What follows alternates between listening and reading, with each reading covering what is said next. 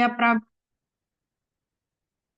Hadir, Bu. Pradit, ada Muhammad Arkan, Fatih, Hadir, Arkan, Bu. Hadir, Bu. Andika Satya Aryaguna,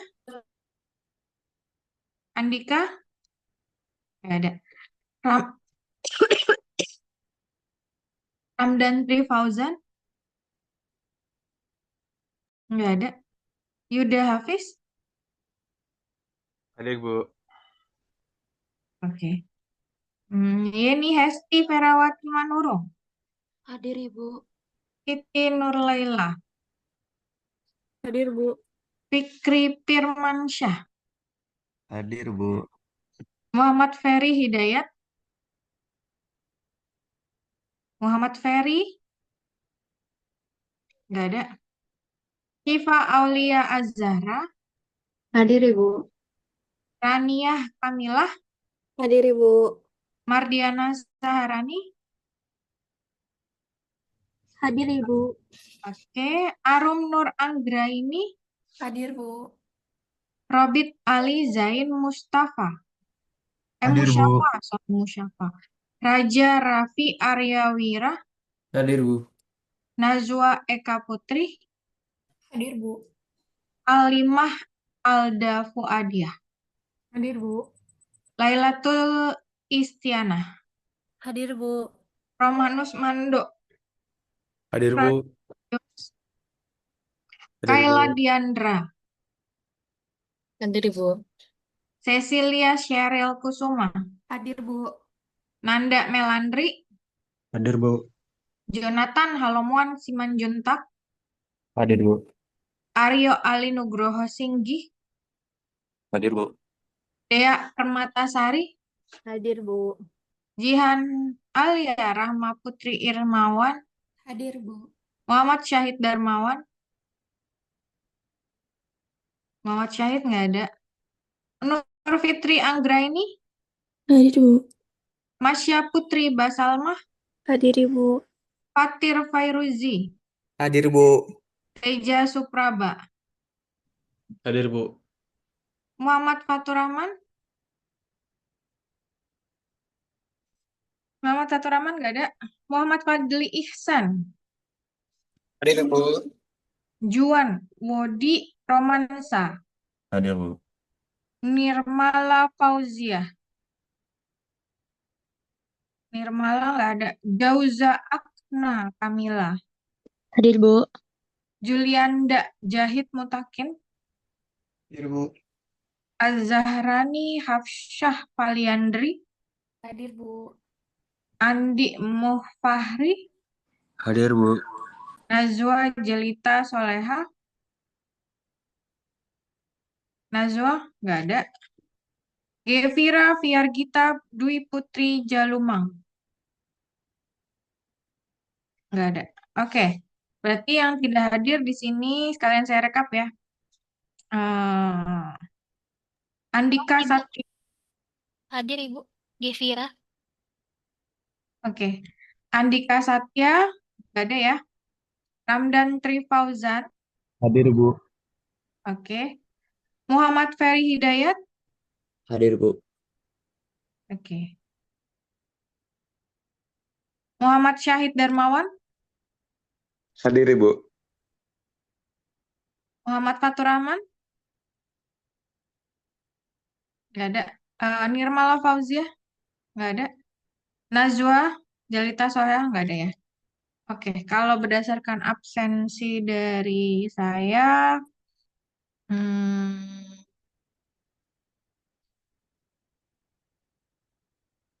oke, masih bisa ikut UAS semuanya ya, karena tidak ada yang melebihi 3 kali absensinya. Jadi masih bisa ikut UTS. Cuma saya warning nih untuk beberapa yang absensinya sudah 2 ya. Jadi jatah absennya 1 kali lagi. Andika Satya, kemudian Muhammad Ferry Hidayat, Alimah Alda Fuadiah,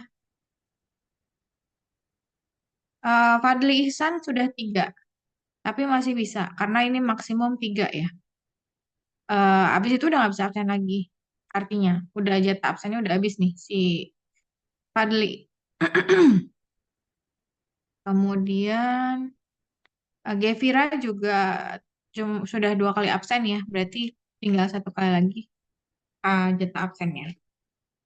Oke, hari ini presentasi terakhir ya. Kelompok yang presentasi sudah siap Sudah, Ibu Ibu. maaf, Sudah, Ibu. ya? Ibu maaf, Najwa hadir. Tadi kendala jaringan, Bu. Oke, Najwa. Sudah. Oke, eh kita lanjut. Yang presentasi sudah siap, bisa langsung dimulai.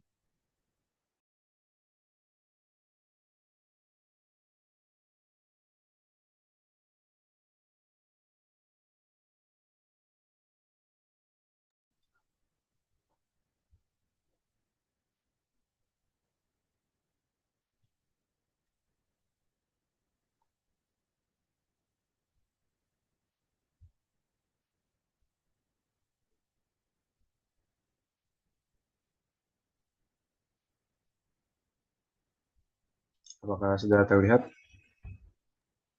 Tidak. Oke. Assalamualaikum warahmatullahi wabarakatuh.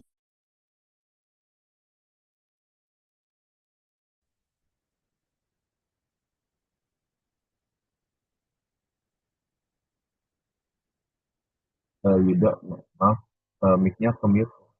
Oh, sorry. Assalamualaikum warahmatullahi wabarakatuh. Selamat pagi teman-teman sekalian. Eh, yang terhormat Ibu Destria. Eh, terima kasih.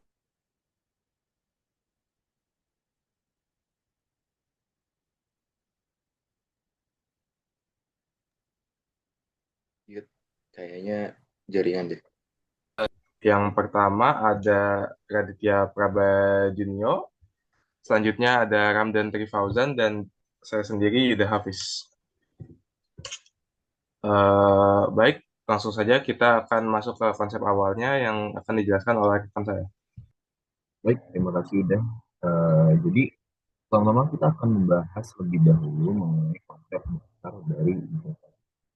Jadi, by definisi dan juga hakikat, investasi itu kita bisa menjelaskan secara umum bahwa investasi itu berarti sebuah penanaman uang ke dalam sebuah usaha dengan tujuan supaya kita mendapatkan sebuah keuntungan. Dan dari definisi para ahli, kita bisa melihat poin sebagai poin atas sejumlah dana ataupun sumber daya lain yang dilakukan dengan tujuan untuk memperoleh keuntungan di masa depan oleh guru-guru itu, dan juga tindakan investasi melibatkan menunda konsumsi ini demi konsumsi oleh bagian 19. Dan dalam skala perekonomian, investasi itu memegang posisi yang cukup penting sebenarnya. Karena investasi itu dibutuhkan untuk pertumbuhan ekonomi gitu. Salah satu sarana dan salah satu cara untuk meningkatkan pertumbuhan ekonomi di negara. Jadi uh, investasi itu apa penting? Sebuah opsi. Karena kan di dalam pertumbuhan ekonomi kan nanti investasi itu bisa membuka dan juga dari lapangan pekerjaan itu dia bisa menyerap tenaga kerja yang dimana nanti pada itu bisa meningkatkan para penduduk dari masyarakat di suatu negara ataupun suatu daerah. Dan kalau kita masuk ke dalam tujuan dan peran ekonomi, tujuan dan peran ini ada pertama ini yang mendapatkan keuntungan yang sudah diinginkan uang, yang kedua untuk daya beli, yang ketiga ini meningkatkan kesejahteraan individu lewat masuk tim melakukan penyerapan itu jadi meningkatkan kesejahteraan orang individu. Dan selanjutnya adalah mendapatkan sertifikat.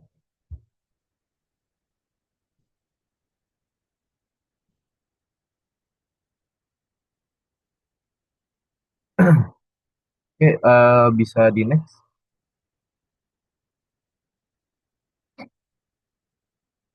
Oke, selanjutnya masuk dalam pertimbangan dan langkah-langkah. Jadi untuk pertimbangan investasi ini kita bagi dalam poin, di mana poin pertama merupakan risiko atau imbalan. Jadi kita atau teman-teman sebagai investor itu mengharapkan imbalan dari kegiatan investasi gitu, ataupun investasi dari modal yang kita pakai gitu. Jadi kita punya investasi bahwa dengan melakukan investasi kita nantinya akan mendapatkan imbalan. Dan yang kedua,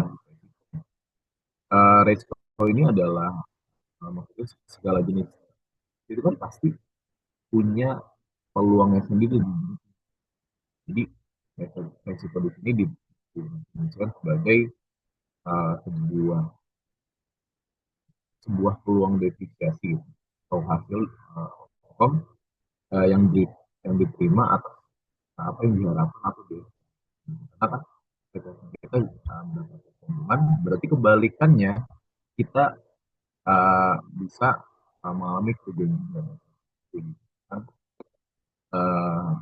tidak bisa dapat keuntungan itu bisa selanjutnya time horizon atau waktu gitu. Jadi hubungan antara risiko dan return itu kan sifatnya dan positif ya. Jadi artinya semakin tinggi faktor risiko berarti kan return yang dihasilkan itu bisa lebih tinggi juga gitu.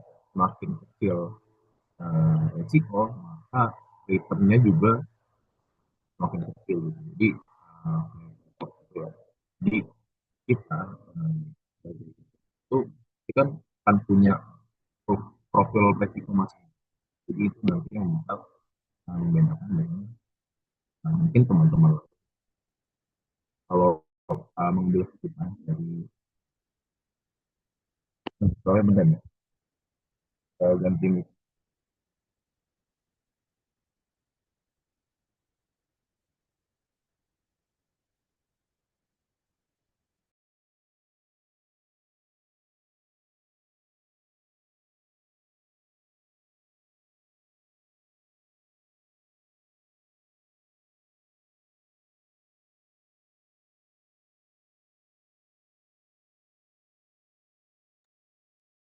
tes apakah suaranya sudah jelas teman-teman? Boleh dilanjut dan Oke, terima kasih. Maaf ya. Jadi mengambil keputusan dari Kabupaten 1995 proses investasi itu kita bisa bagi menjadi 5 langkah. Pertama itu menetapkan sasaran investasi bisa jangka pendek, jangka menengah, ataupun jangka panjang. Itu nanti dibalikin ke tujuan utama teman-teman investasi itu untuk apa. Dan juga apa yang diharapkan itu nanti ngaruh ke penetapan sasaran investasi. Yang kedua adalah membuat sasaran jangka panjang gitu. Misalnya seperti aset. Dan yang ketiga adalah menentukan strategi portofolio gitu. Jadi kita menentukan pembagian strategi portofolio kita itu bagaimana. Yang keempat adalah memilih aktiva yang sesuai dan yang kelima adalah memantau kinerja portofolio gitu. Jadi termasuk dalam evaluasi portofolio kita ataupun bisa di next.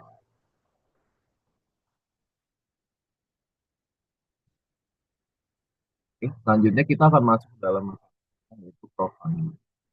By definition, crowdfunding itu bisa kita artikan sebagai kalau dari pembedahan istilah katanya itu ada dua, crowd dan juga funding. Karena kan crowd itu artinya kelompok besar orang atau sekumpulan orang, dan funding yang berarti adalah penyediaan dana.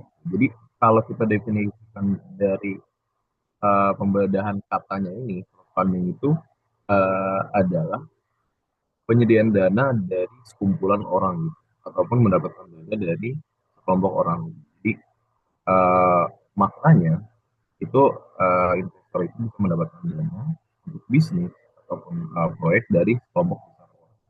Jadi kalau kita satu poin pentingnya, crowdfunding ini kan spesifik digunakan untuk pendanaan usaha yang mempunyai sifat investasi dan juga bukan utang piutang gitu, karena nanti akan dijelaskan pembagian dari jenis-jenis crowdfunding ini. Oke, bisa di next. Selanjutnya akan digunakan.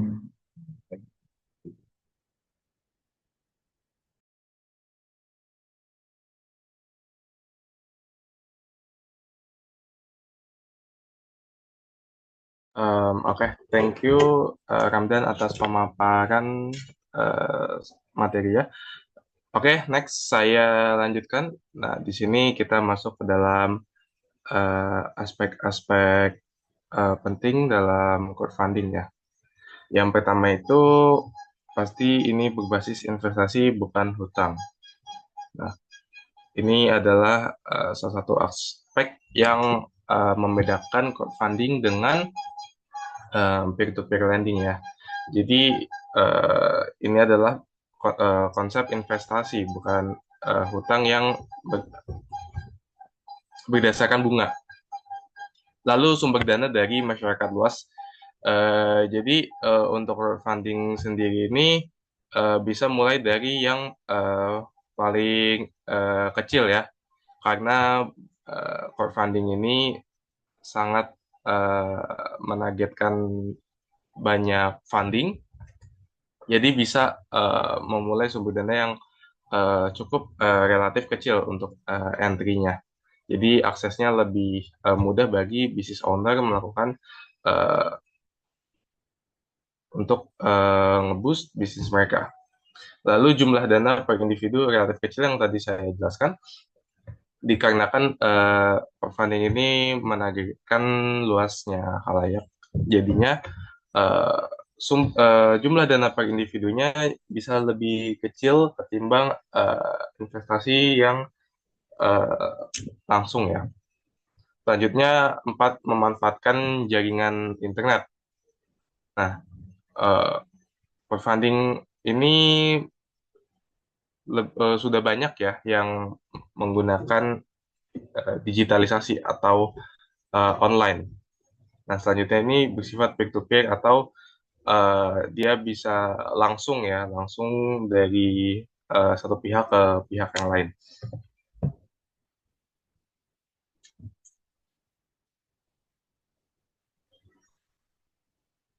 Oke. Nah, di sini kita masuk ke dalam elemen-elemen dalam crowdfunding ya. Nah, crowdfunding sendiri ini yang pertama adalah creator atau pembuat campaign ya. Dalam konteks crowdfunding, creator ini merujuk pada individu atau kelompok organisasi ataupun badan usaha ya yang berperan dalam membuat atau mengelola campaign yang bertujuan untuk mempromosikan proyek atau bisnis yang membutuhkan bantuan finansial. Selanjutnya ada juga campaign itu sendiri. Nah, campaign secara sederhana ini berfungsi sebagai media pemasaran ataupun bisa dibilang iklan ya, iklan investasi yang berisi informasi detail yang mengenai bisnis ataupun proyek yang sedang diajukan oleh si kreator tersebut. Dengan campaign ini, kreator bisa menarik calon investor dengan lebih tepat sasaran ya, karena menyajikan data dan juga informasi terkait apa sih proyek yang sedang dilakukan. Seperti contoh campaign, misalnya kita membuka sebuah usaha cuci sepatu ya. Kita bisa campaign di dalam crowdfunding itu kenapa sih apa yang membedakan usaha kita dengan cuci sepatu yang lainnya, apa unique selling point-nya, apa value proposition kita, sehingga investor ini bisa mau gitu untuk invest di proyek kita gitu. Jadi investor tuh ngerti apa yang kita kerjakan dan eh, ngelihat potensi dari campaign kita itu sendiri. Nah, selanjutnya yang nggak kalah penting itu backer ya, backer ataupun investor. Nah, di sini investor ini udah pasti menjadi elemen paling penting ya. Tanpa ada investor, sudah pasti crowdfunding tidak jalan. Karena investor di sini itu adalah individu atau entitas yang memberikan dukungan finansial terhadap campaign itu sendiri yang dibuat oleh si kreator. Nah, disebut backer atau pembacking ya, karena perannya sebagai pihak yang mendukung si campaign ini sendiri untuk penggalangan dana tersebut. Nah, mereka biasanya berasal dari lapisan masyarakat tanpa memandang status sosial, usia, ataupun profesi, mulai dari pekerja profesional hingga ke masyarakat umum. Jadi si investor ini tidak harus apa namanya sosok profesional yang memang profesional investor ya. Bisa juga memang masyarakat luas yang ingin membantu UMKM ataupun startup kecil untuk memulai proyeknya. Nah, selanjutnya di sini ada platform crowdfunding itu sendiri. Nah, platform crowdfunding ini berfungsi sebagai media digital yang mempertemukan dua pihak utama. Nah, dua pihak itu yang tadi saya sebut, yaitu si kreatornya atau yang pembuat campaign dengan si investor itu sendiri. Ya. Tujuannya untuk membuat deal dalam crowdfunding ini terjadi ya, dan juga menyebarluaskan si campaign tersebut agar lebih mudah diakses oleh masyarakat luas. Nah, oke, di sini kita masuk ke dalam jenis-jenis crowdfunding. Wait, saya geser dulu. Nah, jenis-jenisnya ini yang pertama yaitu reward-based crowdfunding ya. Reward-based crowdfunding itu secara singkat itu dari katanya reward-based, yaitu hadiah ya. Ya, di mana kreator ini membuat campaign dengan imbalan bagi backer berupa produk atas kegiatan yang didanai tersebut ya. Jadi dengan adanya campaign tersebut, kreator memberi sebuah reward kepada yang menginvest dalam project mereka berupa produk ataupun sampel produk dari usaha atau startup itu sendiri. Ya. Yang kedua itu donation based.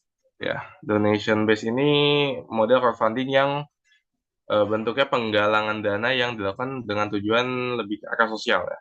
Jadi crowdfunding itu sebenarnya tidak hanya untuk bisnis ya, as startup ataupun UMKM, bisa juga dengan untuk project sosial ya. Contohnya yang di layar ini kayak eh, penggalangan dana pendidikan untuk generasi muda, biasanya di tempat-tempat terpencil, ataupun sesimpel seperti berbagi Jumat berkah, ya, ataupun pembangunan masjid atau pembangunan jalan dan lain-lain, ya. Nah, ini website yang biasa dipakai di Indonesia itu seperti kitabisa.com untuk donation based crowdfunding. Selanjutnya ada equity based. Nah, equity dari namanya equity adalah ekuitas, yaitu kita sebagai business owner ya, kita memberikan imbalan berupa kepemilikan saham dan bagian keuntungan atau dividen dari laba perusahaan. Ya, dalam skema ini BK berperan sebagai pemegang saham yang berhak memperoleh dividen sesuai dengan persentase yang mereka tanam dalam bisnisnya. Jadi skema equity base ini memang opsi yang cukup bagus ya, yang cukup eh, profesional karena kita eh, dibagi persen dari kepemilikan kita sebagai saham. Ya. Contohnya ada BizShare ya, BizShare ya, bizshare.com. Nah, ini contohnya yang ada campaign-nya itu kayak yang di layar. Nah, PT Petrosia Tbk ya. Nah, ini mereka memberikan return yang cukup fantastis ya, 19,2% jatuh temponya 5 bulan ya. Memang keuntungan dari crowdfunding ya, eh, ada beberapa yang memang memberikan return yang cukup bagus ya. Cuman tetap kita harus bijak sebagai investor mencari bisnis mana yang sekiranya wise untuk kita invest. Jangan sampai kita eh, investasi bodong ya. Kita invest di bisnis yang tidak jelas. Selanjutnya debt based. Nah, nggak cuman equity based, ada juga debt based yaitu berbasis hutang ya. Nah, ini juga cukup menarik ya karena di sini model debt based ini memberikan imbalan dengan bunga interest dengan eh, persen yang variatif ya. Kalau di sini bisa kita lihat ada yang 10%, 12%. Ini lagi-lagi return yang cukup besar ya untuk sebuah investasi ya. Pada model debt base ini berbasis kesepakatan antara kedua pihak di mana banker bertindak sebagai pemberi pinjaman dan creator sebagai penerima dana dan kewajiban malikannya sesuai ketentuan disepakatin. Ya. Contohnya di sini ada Acceleran ya websitenya. Nah, di situ eh, kalau database itu kita memberikan hutang ya, eh, hutang kepada si bisnis tersebut gitu. Jadi memang dari jenis-jenis crowdfunding ini sendiri variatif ya, dan juga peruntukannya juga variatif juga. Jadi sebagai business owner ataupun sebagai investor itu juga bisa menggunakan website-website yang sudah ada seperti kayak Kickstarter, kitabisa.com, Acceleran dan lain-lain sebagai platform untuk kita investasi ataupun melakukan crowdfunding itu sendiri. Baik, akan dilanjutkan oleh rekan saya. Halo, apakah suara saya terdengar? Oke, bisa dilanjutkan. Oke. Jadi kita bakal lanjut ya ke materi crowdfunding atau ICF yang kita bisa singkatnya itu sebagai sarana investasi. Basicnya itu crowdfunding itu kan tadi udah sempat dijelasin ya teman-teman, yaitu sendiri adalah istilah yang merujuk pada praktik mendapatkan dana untuk proyek atau bisnis dari sekelompok besar orang itu, atau dalam tanda kutip itu crowd. Tuh. Dengan beberapa aspek pentingnya itu ya balik lagi gitu berbasis investasi ya di sini bukan utang, terus juga sumber dananya itu berasal dari masyarakat luas sesuai dengan istilahnya tadi crowd dengan masyarakat luas, dan jumlah dana per individunya itu dikumpulkan cenderung tuh relatif lebih kecil ya dan memanfaatkan jaringan internet serta bersifatnya itu peer to peer. Kemudian tuh di sini tuh ada equity crowdfunding ya atau ECF itu sendiri. Itu adalah salah satu jenis crowdfunding yang dimana tuh selain reward based ya, misalnya tuh kayak Kickstarter, donation based tuh kayak misalkan kita bisa.com dan juga DPS gitu, kayak Akseleran yang tadi sempat dijelasin sama Yuda. Platform ECF juga di Indonesia itu seperti wizard.com ya teman-teman tuh. Terus kemudian tuh ada mekanisme investasi ICF itu sendiri, yang dimana sumber equity crowdfunding itu sebagai sarana investasi, yang dimana mekanisme investasi ICF itu dijelaskan sebagai model penggalangan dana, di mana si kreator ya atau si pembuat kampanye itu membuat kampanye yang berisi kesempatan investasi pada sebuah instansi atau perusahaan. Tuh. Kemudian ada juga elemen-elemen yang terlibat dalam crowdfunding ya, yaitu campaign, kreator, platform crowdfunding itu sendiri, dan juga backer gitu, atau investor yang berlaku dalam mekanisme ICF gitu. Nah, hal yang membedakan ICF itu adalah sifat hubungan antara dana yang diberikan dan juga imbal hasil yang diterima ya. Kalau misalkan di ICF sendiri, gitu kan, status investor itu dalam ICF itu yang memberikan dana disebut backer gitu, menjadi mitra pemilik perusahaan. Kemudian juga ada imbal hasil, return, yang dimana tuh si backer itu atau si investor itu adalah bagi hasil atau dividen yang dari laba perusahaan tersebut, teman-teman. Dan dasar perhitungannya itu, yang dimana tuh pembayaran dari bagi hasil atau dividen itu dilakukan sesuai dengan lembar saham yang dipegang oleh si backer atau si investornya itu. Nah, hal ini tuh berbeda signifikan dengan DPS crowdfunding ya, atau P2P lending, yang dimana tuh imbal hasilnya itu berupa bunga atau interest atas dana yang dipinjamkan, dan investor itu berstatus sebagai pemberi pinjaman atau kreditur. Bisa dilanjutkan? Tidak?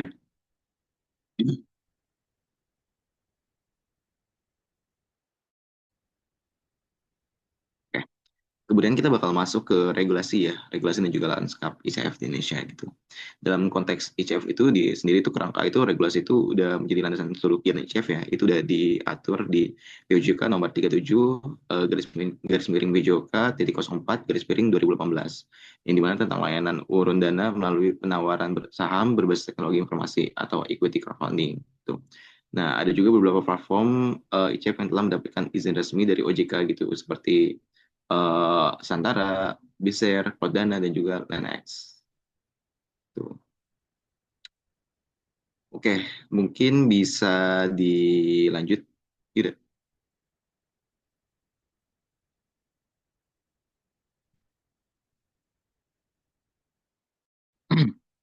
Oke, kita bakal masuk ke resiko dan juga tanggung jawab penerbit ICF di Indonesia gitu.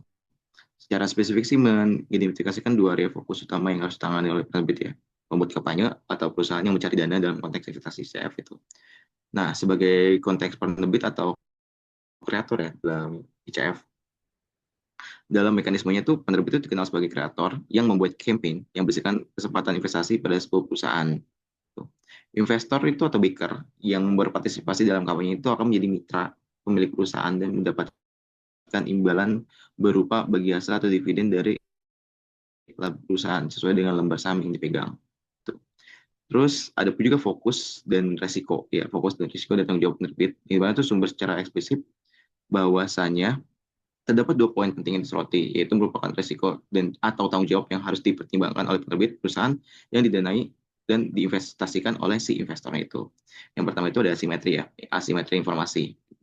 Yang dimana salah satu fokus utama resiko dan tanggung jawab disebutkan adalah asimetri itu merujuk pada situasi di mana salah satu pihak itu, dalam hal ini tuh si penerbit ya, teman-teman atau perusahaan itu memiliki lebih banyak atau lebih baik informasi mengenai kondisi bisnis, prospek, resiko dibandingkan si pihak lain gitu. Pihak lain itu dalam sini itu investor ya. Gitu. Dalam konteks ICF sendiri itu penerbit memiliki tanggung jawab besar untuk mengatasi resiko dengan memastikan bahwa semua informasi yang relevan dan penting disampaikan secara transparan kepada calon investor. Kemudian ada juga mengelola ekspektasi likuiditas si investor, teman-teman. Nah, pada fokus kedua ini, ya kan, si ICF ini, saham perusahaan rintisannya itu atau startup atau bisnis kecil ya, yang didanai itu melalui crowdfunding, cenderung kurang liquid dibandingkan saham yang diperdagangkan di bursa saham besar. Penerbitan memiliki tanggung jawab untuk mengelola dan juga menetapkan ekspektasi yang realistis kepada investor mengenai kemudahan atau kesulitan bagi mereka menjual kembali saham atau aset investasi yang mereka pegang. Secara keseluruhan, poin-poin yang disajikan menunjukkan bahwa tanggung jawab penerbit ICF itu berpusat pada transparansi informasi, yang dimana tuh untuk mengatasi asimetri ya, dan juga kejujuran mengenai prospek keluar investasi atau likuiditas sejalan dengan konsep dasar investasi yang selalu melibatkan pertimbangan risiko dan juga return, risk and return ya teman-teman.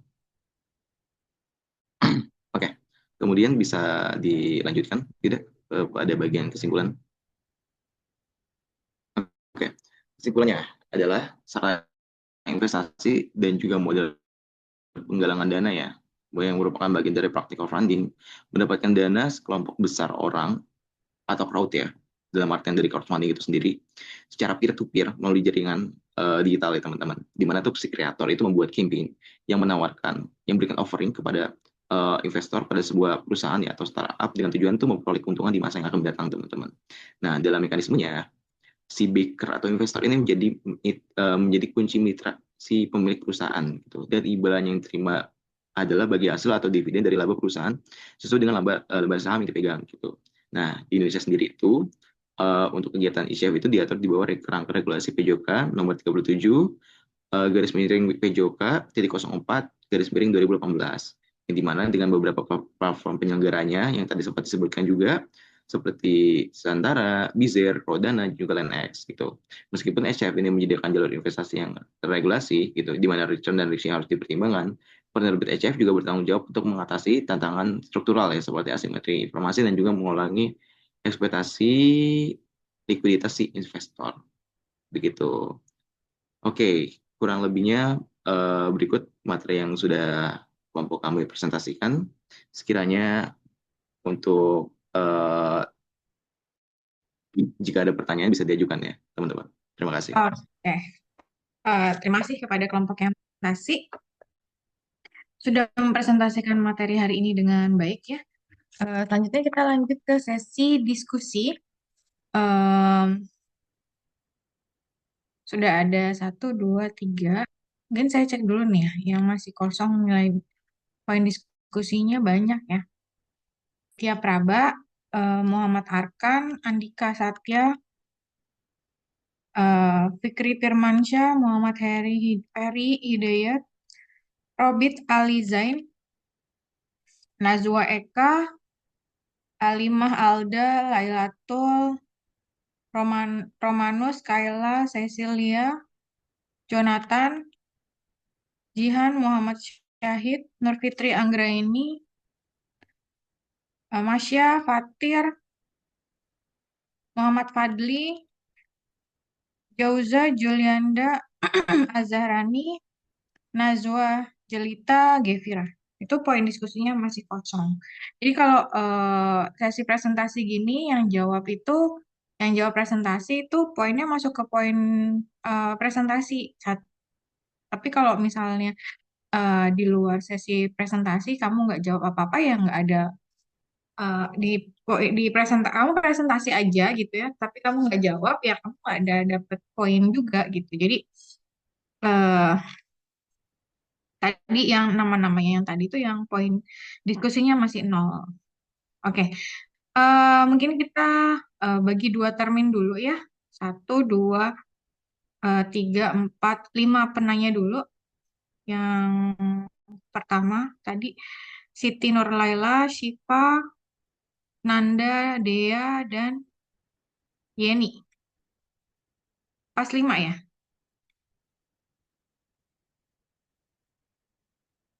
Siti Nurlaila, Syifa, Nanda, Dea, Yeni. Silahkan, Siti. Baik, izin bertanya. Tadi kan dijelasin terkait regulasi ya. Apakah regulasi POJK nomor 37 POJK 04 2018 sebenarnya sudah cukup untuk melindungi investor retail dari risiko likuiditas dan penipuan?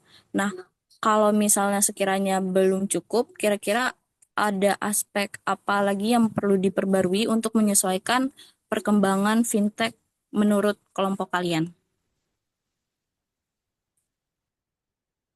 Oke, selanjutnya Syifa. Baik, terima kasih Ibu dan kelompok undangan. Saya izin bertanya, ke depannya nanti ECF itu semakin berkembang di Indonesia. Menurut kalian nih, apa sih yang paling penting untuk dibenahi terlebih dahulu? Apakah misalnya dari sisi regulasi, atau dari sisi edukasi masyarakat, atau dari inovasi teknologi di platform tersebut? Dan kenapa aspek itu yang paling krusial menurut kalian? Sekian, terima kasih.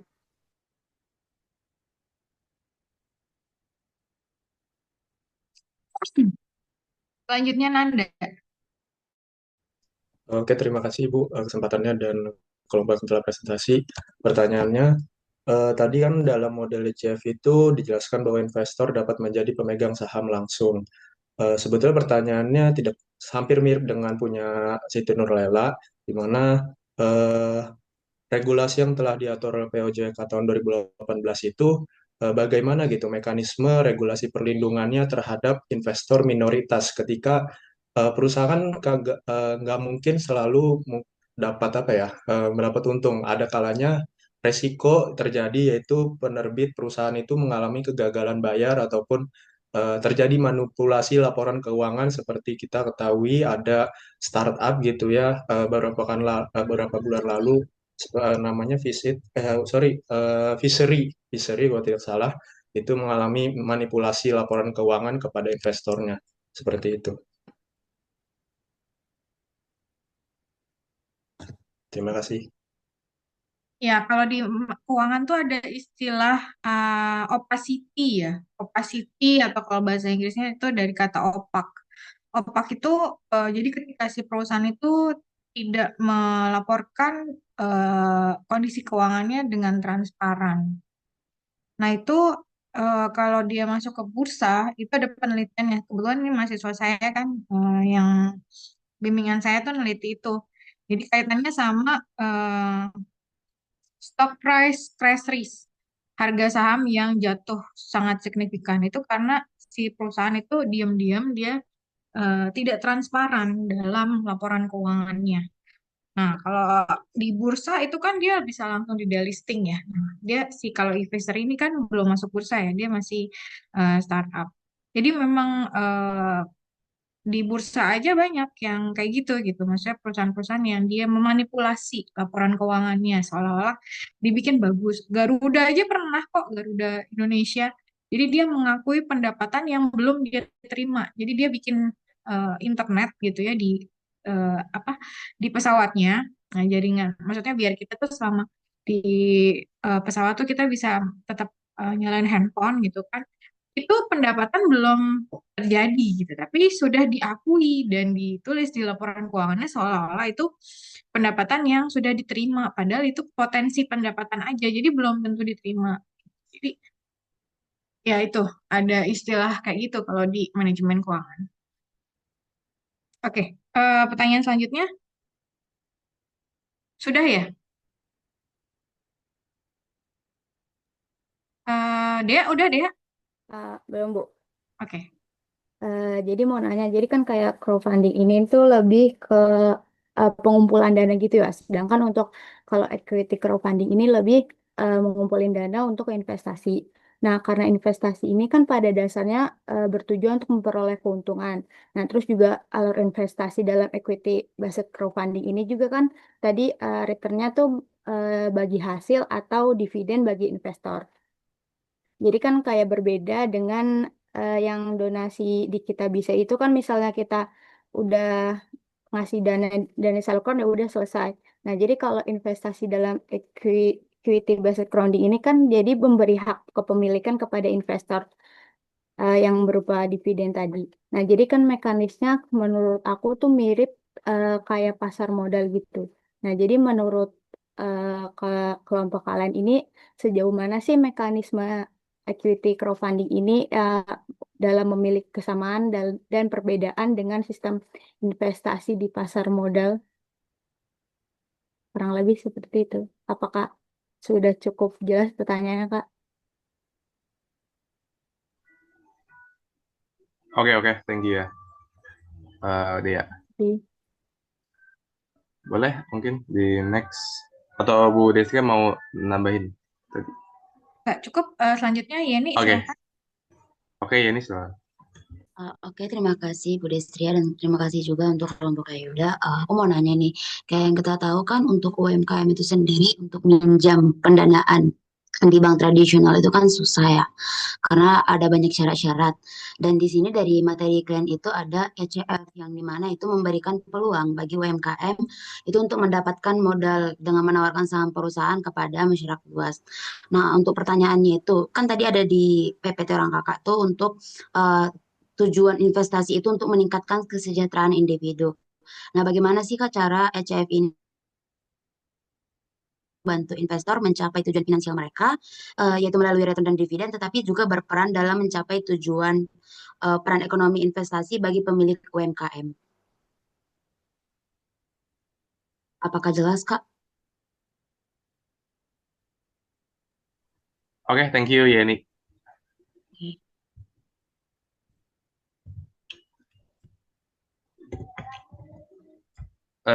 Baik, mungkin boleh nih pertanyaan yang dari pertama dulu. Um, Boleh Ramdan ya? ditampilin pertanyaannya tadi? Oke, Bu.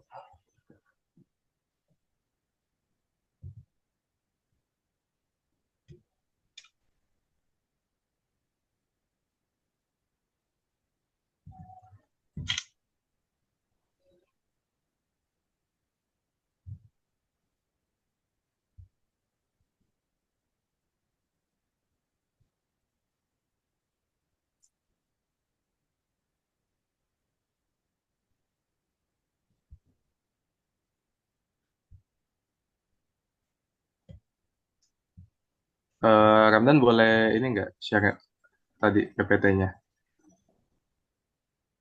di share screen? Sebentar. Sebentar.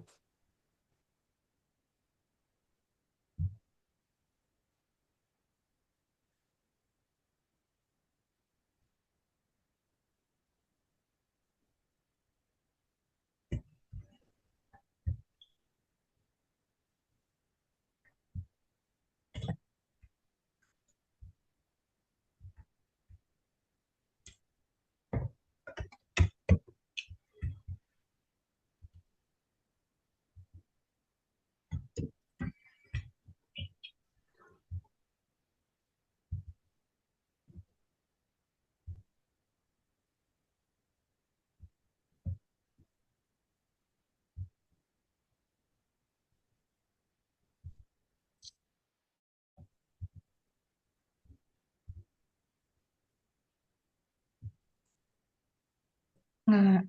Mana pertanyaannya? Sebentar ini.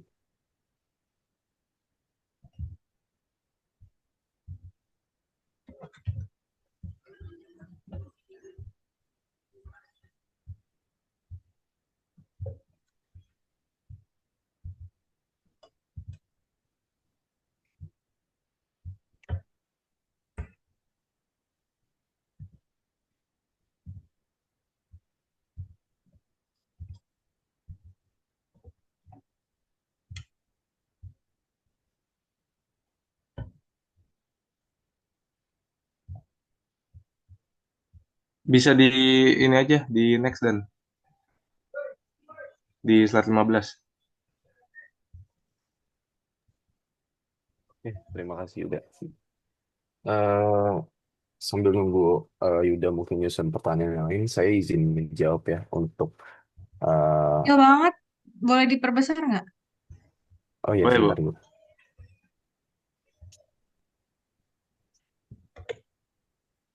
Wait.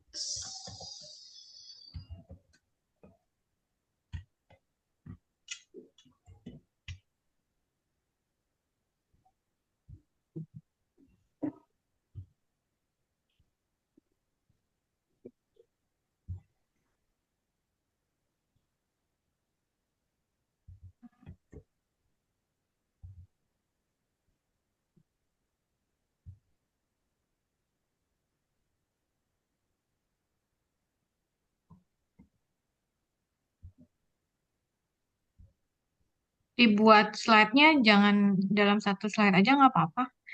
Oh, boleh. Buat 2 slide biar maksudnya nggak numpuk banget gitu. Iya, lagi, Bu. Oke, baik Bu, saya izin sambil jawab pertanyaan sambil nunggu Yuda, boleh Bu?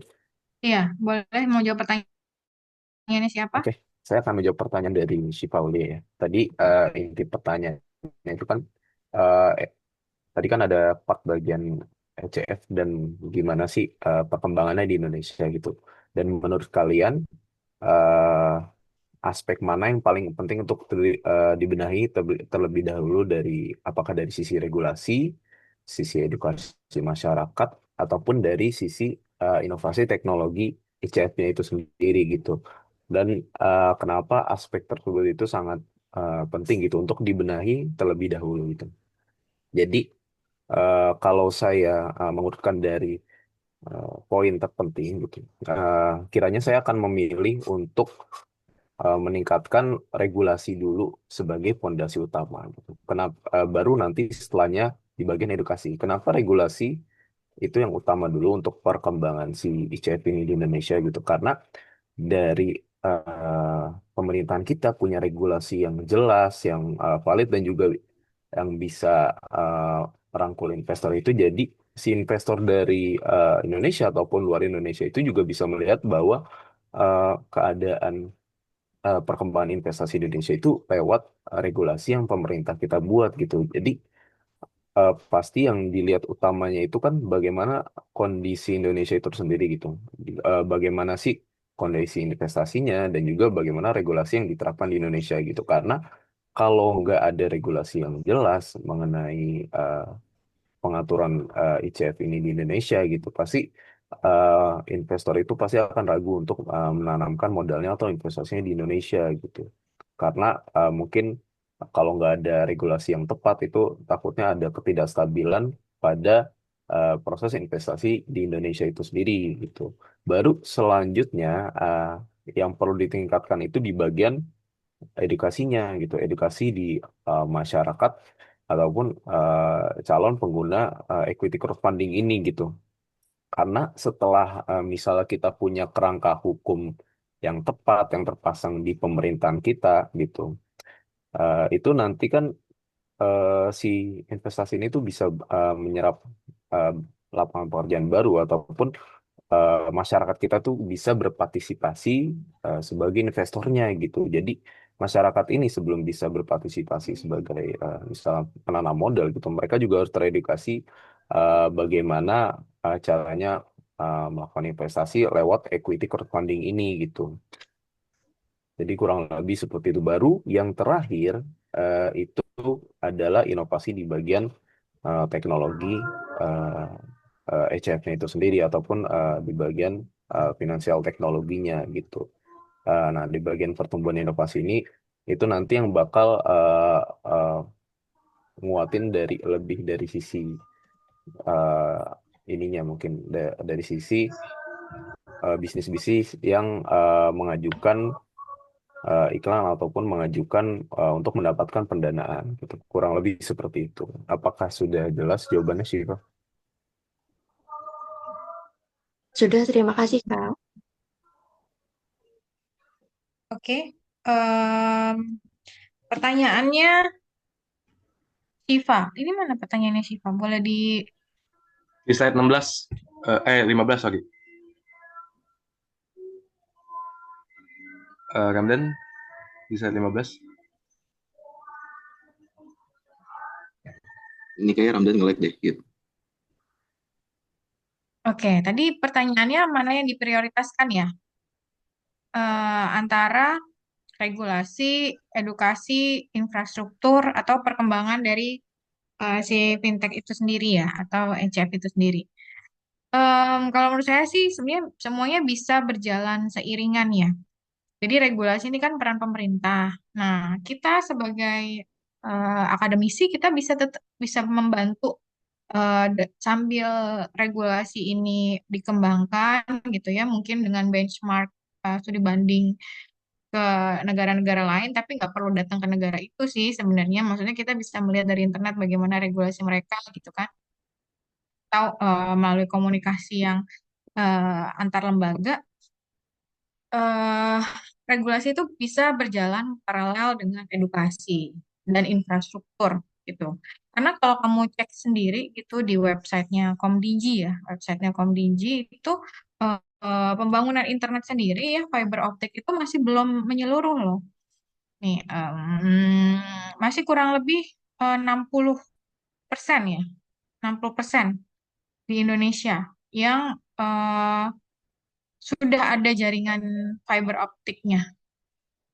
Jadi dari sekian 7.000 ya, 7.281 kecamatan itu di Indonesia baru ada 4.398 gitu. Jadi infrastruktur ini juga penting untuk perkembangan fintech apapun bentuknya, termasuk ECF ini gitu. Jadi kalau misalnya kita pengen apa namanya eh, fintech-fintech itu berkembang di Indonesia, peran pemerintah itu di aspek regulasinya, dalam hal ini si OJK dan BI, nah Komdigi ini di infrastrukturnya gitu. Di infrastruktur soalnya kita juga belum 100% loh wilayah Indonesia ini terjangkau internet ya gitu. Jadi masih belum menyeluruh di seluruh wilayah Indonesia. Nah, itu kan PR juga tuh untuk Komdigi. Eh, Kemudian kalau akademisi ya, kan kita internet ini seperti pedang bermata dua ya. Kalau kita memanfaatkan itu dengan baik, kita tahu apa bagaimana menggunakan teknologi itu sendiri, itu akan sangat membantu hidup kita. Tapi kalau kita tidak tahu ya, kita tidak punya literasi digital yang cukup, atau literasi keuangan yang cukup, itu akan jadi bumerang untuk diri kita sendiri. Misalnya apa? Terjebak pinjol, atau misalnya itu yang literasi keuangan. Kalau yang literasi digital, misalnya kamu kena social engineering, kena scam, kena phishing. Nah, itu kan eh, harus diedukasi juga gitu. Jadi, dan itu bisa linear, bisa paralel. Jadi nggak harus tunggu menunggu gitu, ya enggak gitu kan. Karena yang melaksanakan itu beda pihak gitu. Jadi edukasi ini juga penting, literasi ini juga penting ya menurut saya ya. Em, Biar misalnya kalau mau masuk ke fintech, ya tahu risikonya. Kalau mau pinjam melalui fintech ya tahu resikonya bahwa tingkat bunganya lebih tinggi dari perbankan gitu kan, bunganya harian ya. Kemudian eh, risiko penyebaran data gitu ya untuk fintech harus difahami.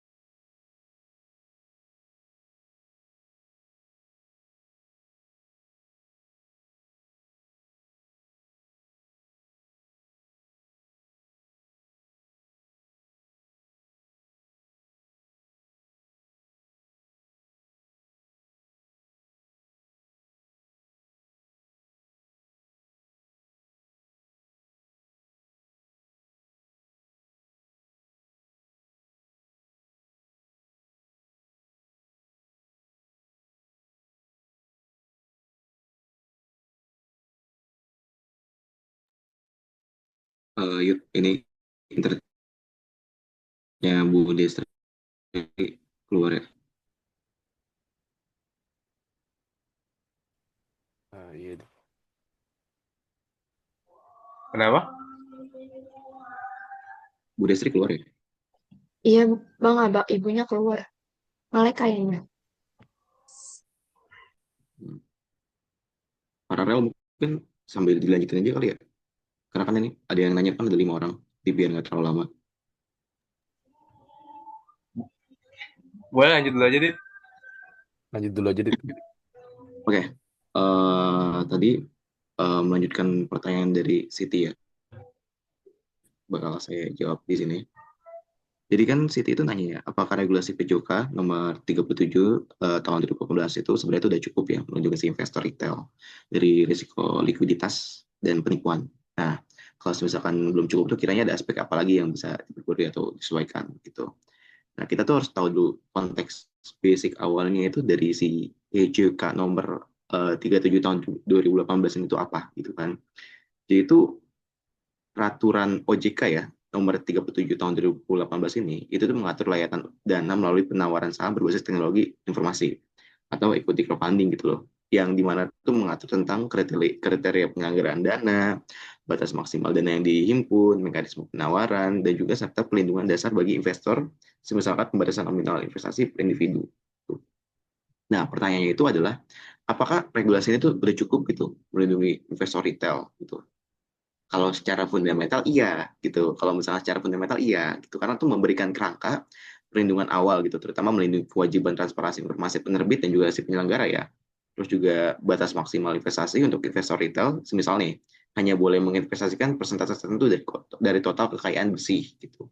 Terus juga kewajiban crowd account ya, yang dimana tuh rekening penampung sementara untuk mencegah penyalahgunaan dana gitu, dan juga kewajiban due diligence untuk penyelenggaraan terhadap penerbit gitu. Nah, kalau misalkan kita ngomongin soal praktik ya, tadi kan secara fundamental nih, secara fundamentalnya udah aman banget nih, udah aman banget. Nah, tapi kalau misalkan secara praktifnya atau ada ini tuh belum sepenuhnya itu cukup gitu, khususnya dalam dua aspek utama gitu. Dalam dua aspek utama gitu, yang tadi juga sempat dijelasin gitu sama saya ya. Oke. Terus ada juga nih celah dan juga kelemahan yang masih ada gitu. Nah, celah dan kelemahan yang masih ada ini secara praktik ya, yang pastinya gitu. Karena yang pertama itu ada risiko likuiditas, yang dimana tuh investor retail ini jelas gitu saham yang jual beli orang itu kan lebih susah ya buat dijual tuh. Kemudian juga belum mengatur mekanismenya secondary market atau pasar sekunder gitu. Yang dimana tuh secara rinci sehingga investor contoh nih, investor membeli saham startup lewat platform crowdfunding, ya kan? Tetapi tidak ada pasar untuk menjual sebelum perusahaan tersebut buyback gitu atau exit event gitu. Nah, jadi itu kan ini ya teman-teman ya. Itu tuh ada potensi buat investasinya itu yang nggak liquid gitu. Nah, terus juga ada risiko penipuan ya atau asimetri informasi gitu yang tadi sempat aku jelasin juga gitu. Meski udah ada kewajiban transparansi pengawasan terhadap keaslian ya dan akurasi data penerbit itu masih lemah gitu. Penyelenggara juga memang wajib itu melakukan seleksi, tapi belum ada standar uji tuntas gitu atau due diligence ya, yang seragam atau minimum gitu. Selain itu juga edukasi investor retail masih rendah banget gitu teman-teman. Sehingga banyak banget yang berinvestasi tanpa memahami resiko gagal bayar, fraud, ataupun valuasi yang tidak realistis gitu. Ini emang kebukti sih teman-teman datanya gitu. Kalau misalkan memang jumlah let's say program-program akselerator, inkubator yang ada di Indonesia itu masih minim. Jadi pun buat co-founder di early stage startup juga masih nggak tahu apa-apa gitu teman-teman. Terus juga ada hukum dan juga sengketa ya teman-teman, yang dimana tuh regulasinya itu belum mengatur mekanisme penyelesaian sengketa secara jelas gitu antara investor, si penyelenggara dan juga si penerbit teman-teman. Padahal itu tuh praktiknya tuh banyak kasus investor yang retail yang kesulitan mencari jalur hukum jika dana mereka tuh tidak dikembalikan atau proyek gagal tanpa pertanggungjawaban yang memadai gitu atau fraud ya. Nah, terus juga ada nih rekomendasi ya, bisa dibilang kayak apa sih yang kita harus update patch gitu kan, update patch berikutnya gitu buat menyelesaikan permasalahan-permasalahan ini gitu. Yang sebenarnya tadi satu yang pernah udah saya sebutin ya, itu mekanisme secondary market gitu yang resmi teman-teman, yang dimana tuh ya pastinya si si investor itu juga bisa itu memperjualkan beli saham gitu kan atau bagi hasil di crowdfunding di pasar sekunder gitu berbasis digital, semisal kayak misalnya exchange gitu atau OJK Sandbox segala macamnya. Itu akan meningkatkan liquidity exit option bagi investor teman-teman. Oke, mohon waktunya. Saya baru join lagi nih, kayak tadi kepental nih internetnya. Kalau pagi nih bisnet kacau banget memang nih. Tadi Oke. udah dilanjutin ya, sorry. Iya Bu, dilanjutin oleh Radit. Oke, mungkin izin saya lanjutkan ya, Bu Destria. Ya. Oke. Terus yang kedua tuh ada apa gitu? Ada standar due diligence sih teman-teman dari pihak penyelenggara gitu secara nasional. Yang dimana tuh OJK tuh dapat menetapkan pendoman minimum gitu si due diligence itu termasuk verifikasi keuangan, reputasi manajemen dan juga proyeksi bisnis penerbit gitu. Nah, terus juga ada peningkatan literasi dan juga transparansi data ya kan? Yang dimana tuh mewajibkan penyelenggara itu menyediakan dashboard risiko yang menjelaskan rating risiko ya tiap penerbit secara visual dan juga mudah dipahami investor retail gitu. Ya, ini sebenarnya sama aja kayak teman-teman belajar manajemen risiko gitu. Ada hitungannya itu ada skala 1 sampai 5 gitu. Ada berapa sering ataupun nggak sering sama sekali gitu. Di situ tuh si pihak penyelenggara tuh harus jujur gitu sama investornya gitu, bahwasanya tuh bisnis mereka tuh ya ada di posisi mana gitu. Terus juga ada juga penyelesaian mekanisme ya sekitar digital gitu. Yang dimana tuh OJK itu dapat mengintegrasikan sistem mediasi ya digital agar investor retail punya jalur cepat untuk melaporkan permasalahan tanpa harus melalui pengadilan yang sangat panjang gitu ya teman-teman. Dan juga kesimpulannya itu bahwasanya tuh kalau misalkan ditanya gitu kan si Pijoka ini udah cukup gak sih buat apa namanya buat nge-secure tuh crowdfunding gitu, equity crowdfunding tuh secara fundamental tuh udah aman banget teman-teman, ya kan? Udah aman banget lah kalau secara fundamental. Tapi secara praktiknya tuh masih banyak miss-nya ya teman-teman ya. Tuh. Belum bisa menghadapi resiko modern seperti rendah.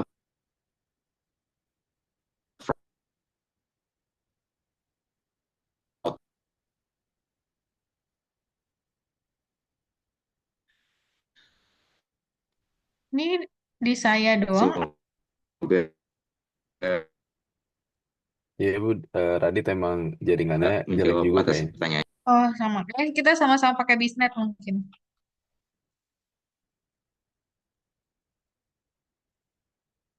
Radit tadi kepotong-potong. Oke, sekiranya tadi udah sampai mana ya yang kepotong ya? Biar bisa dibantu jelaskan ulang mungkin. Gimana? Mungkin, Tadi oke, mungkin teman-teman bisa dibantu tadi. Ada yang dipotong-potong bagian mana? Biar nanti bisa saya bantu jelaskan ulang. Tadi paling jelas dengarnya sih bagian kalau secara artikel masih ada celah gitu. Oke, tadi waktu penjelasan pembaruan market jelas gak ya? Pembaruan regulasi. tadi saya dengarnya terakhir yang due diligence. Yang di mana, Ibu? Sorry. Due diligence ya, due Oh, due diligence. diligence ya. Oke, baik. Ini mungkin saya ulangi kembali ya Bu ya terkait dengan penjelasannya, terkait dengan pembaruan regulasi ini. Gitu. Oke, mungkin secara singkat ya buat rekomendasi pembaruan regulasi ya buat si PJOK ini itu ada 5 teman-teman, ya kurang lebih ada 5 gitu. Yang pertama itu ada mekanisme secondary market ya yang resmi gitu, yang dimana tuh membuka ruang bagi investor tuh untuk memperjualbelikan saham hasil dari crowdfunding itu di pasar sekunder gitu berbasis digital, misal mini exchange atau yang udah dibuat sama OJK Sandbox gitu loh. Jadi tuh bisa meningkatkan liquidity access gitu, option bagi para investor gitu. Terus yang kedua itu standar due diligence ya secara nasional untuk penyelenggara gitu, yang dimana tuh OJK tuh bisa menetapkan pedoman minimum gitu buat apa namanya buat si penyelenggara itu gitu, biar tahu nih apakah investasi yang bakal dia investasikan tuh beneran investasi atau bodong gitu ya kan, seperti verifikasi keuangan, reputasi manajemen, dan juga proyek bisnis si penerbit gitu. Jadinya si penerbit juga harus bisa ngejelasin itu secara jujur-jujur bagi pihak penyelenggara gitu. Terus juga ada peningkatan literasi dan juga transparansi data gitu, yang mewajibkan penyelenggara itu menyediakan dashboard risiko yang menjelaskan rating risiko tiap penerbit secara visual dan juga mudah dipahami sama investor retail gitu. Ini hal basic sebenarnya teman-teman untuk yang poin ketiga itu, yang dimana tuh kita juga dulu kan belajar manajemen risiko ya kan, yang dimana di dalam manajemen risiko itu ada 5 poinnya teman-teman ya, yang dimana tuh poin pertama itu yang paling jarang dan yang poin kelima itu yang paling sering gitu ya kan, yang paling ringan sampai dengan paling berat gitu. Nah, si penyelenggara ini ya kan teman-teman itu tuh harus memaparkan gitu loh, sebagaimana tuh kayak misalkan apakah poin resikonya itu tuh mencakup dari 5 poin tersebut gitu kan, atau hanya 2 atau hanya 3 gitu, sehingga tuh proyeksi resiko itu jelas gitu teman-teman. Terus juga ada juga ya kayak online dispute resolution ya, di mana tuh OJK dapat mengintegrasikan sistem mediasi ya digital agar investor dan juga retail tuh punya jalur cepat untuk melaporkan masalah tanpa harus berlarut-larut gitu ke dalam pengadilan. Terus yang terakhir itu adalah keterpaduan dengan regulasi fintech.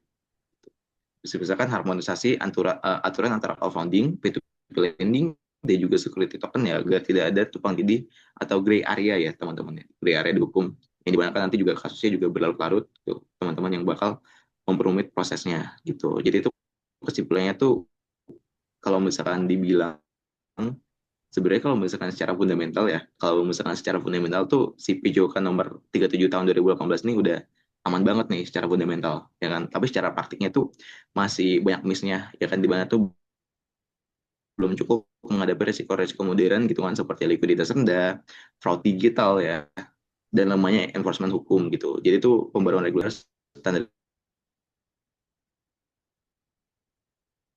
due diligence, edukasi begitu, Siti. Semoga menjawab atas pertanyaannya. Oke. Terima kasih Radit. Pertanyaannya siapa tadi yang dijawab? Pertanyaannya Siti. Iya Bu, Siti Durlela. Boleh ditampilin pertanyaannya Siti, ini pertanyaan Anda. Oke. Eh, di itu bisa nggak di apa namanya, di share screen-nya jangan ini. Nah, biar lebih besar. Kan minus saya soalnya nambah nih. Apakah regulasi POJK sudah cukup untuk melindungi investor retail dari risiko likuiditas dan penipuan? Kalau belum, aspek apa aja yang perlu diperbaharui seiring perkembangan fintech? Sebenarnya eh, kalau apa namanya, penipuan atau penipuan sih khususnya ya, ini terus berkembang ya. Jadi kadang regulasi itu justru akhirnya yang mengikuti pola-pola kriminal gitu. Jadi maksudnya, oh ternyata eh, ada ya bentuk tindak kejahatan seperti ini dan lain sebagainya. Jadi kadang regulasi ini memang harusnya mungkin kita di bagian pemerintahan tuh punya unit namanya Threats Intelligence ya. Threats Intelligence sama juga di fintechnya. Jadi Threats Intelligence Unit itu unit yang ada tuh bukunya, Threats Intelligence Unit. Karena kita bermainin di dunia digital di mana banyak celah gitu di situ yang memungkinkan untuk terjadinya tindakan-tindakan kejahatan digital. Nah, eh, sehingga harus ada unit yang sebelum itu terjadi itu sudah diidentifikasi. Jadi ada tindakan preventifnya gitu dari si pemerintah maupun dari si apa namanya si perusahaan fintechnya. Jadi kalau di luar tuh mereka punya threats intelligence unit, unit intelligence ancaman. Jadi fokusnya itu untuk melihat atau mengukur dan mengantisipasi potensi-potensi penipuan yang terus berkembang juga gitu seiring berkembangannya teknologi digital. Hmm,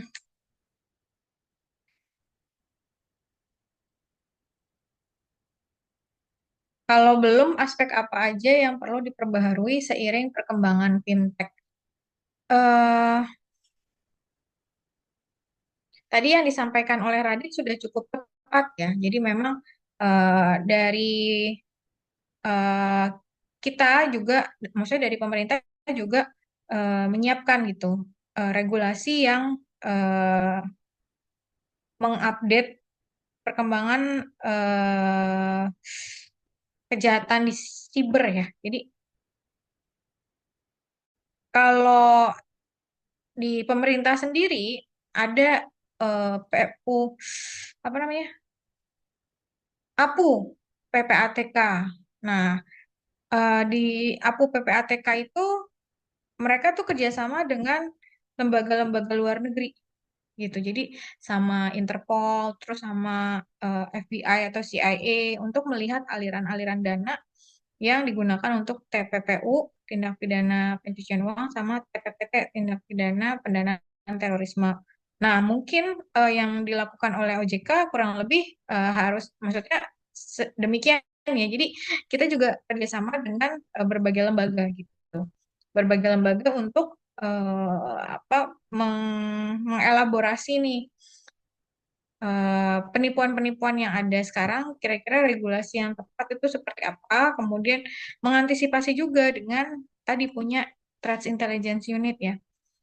Kalau di luar negeri itu lembaganya mereka saling terintegrasi, itu saling terintegrasi. Jadi regulasinya si OJK itu nggak cuma, maksudnya dia mungkin lebih fokus ke ranah keuangan ya, tapi saya kayak untuk penegakan hukumnya itu dia kerjasama dengan kejaksaan, dengan kepolisian gitu ya, dan itu untuk meminimalisir terjadi lagi gitu. Nah, mungkin kita lemahnya di situ, kita lemahnya di penegakan hukum ya.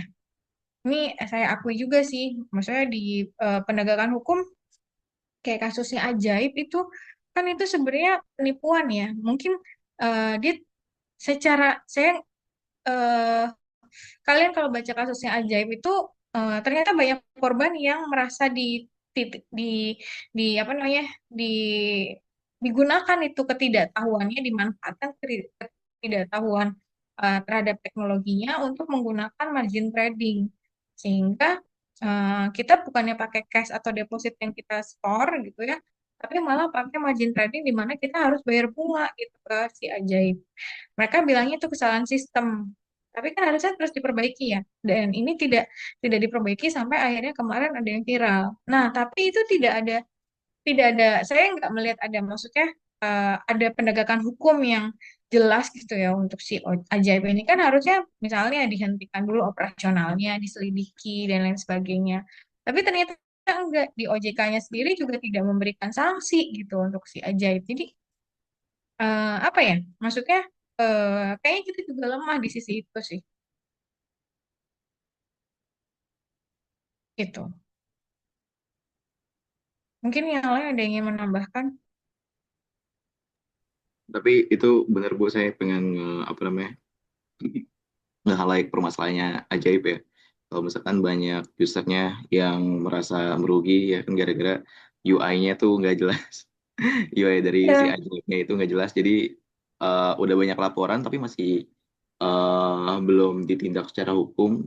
Tinggal tunggu viral dulu ya Bu ya, baru ditindak secara iya. hukum. Jadi kadang maksudnya ini ya, penipuan itu bukan dari luar gitu yang apa melalui social engineering atau phishing dan lain sebagainya, scam, malware yang masuk ke device kita. Enggak, tapi dari si pengembang fintechnya sendiri gitu yang nakal gitu. Dia mencari celah nih, ketidaktahuan ke apa namanya?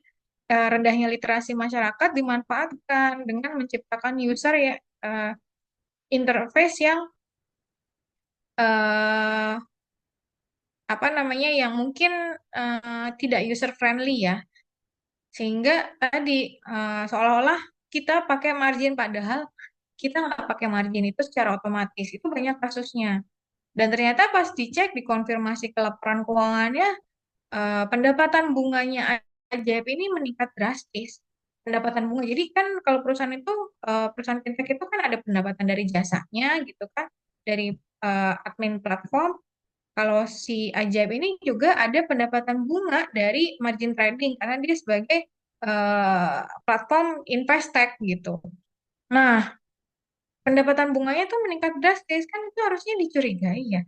Tapi sampai sekarang tidak. Maksudnya Ajaib tuh masih banyak yang make, dan masyarakat yang lain tuh belum teredukasi gitu dengan sistemnya Ajaib yang seperti itu gitu. Saya nggak tahu udah dibenerin apa enggak. Saya waktu itu kan sempat install ya Ajaib, tapi sekarang saya udah nggak install Ajaib lagi, dan teman-teman yang termasuk peluang ya, kayaknya ini ownernya agak-agak bermasalah ini gitu. Maksudnya curang ya, dia mau curang tapi ya itu seolah-olah itu teknologi gitu, kesalahan teknologi. Tapi padahal kan sebenarnya bisa dibenerin, cuma disengajakan untuk seperti itu gitu. Dan itu nggak ditindak tegas ya, nggak ditindak tegas karena sebenarnya mungkin ranahnya perdata ya. Dibiarkan di ranah perdata ya udah, jadinya selama ada ganti rugi ya udah gitu. Tapi kan itu satu orang yang speak up, yang lain yang jadi korban juga gimana gitu. Ya harus viral dulu kalau di Indonesia baru ditindak ya. Oke, next. Siapa yang jawab?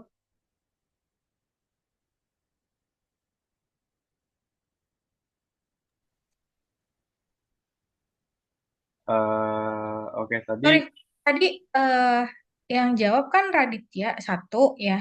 Maksudnya ini kan saya ngerekap. Sebelumnya siapa yang jawab yang pas saya keluarin Ramdan, Saya Bu. Ramdan sama Radit tadi sebelumnya Bu.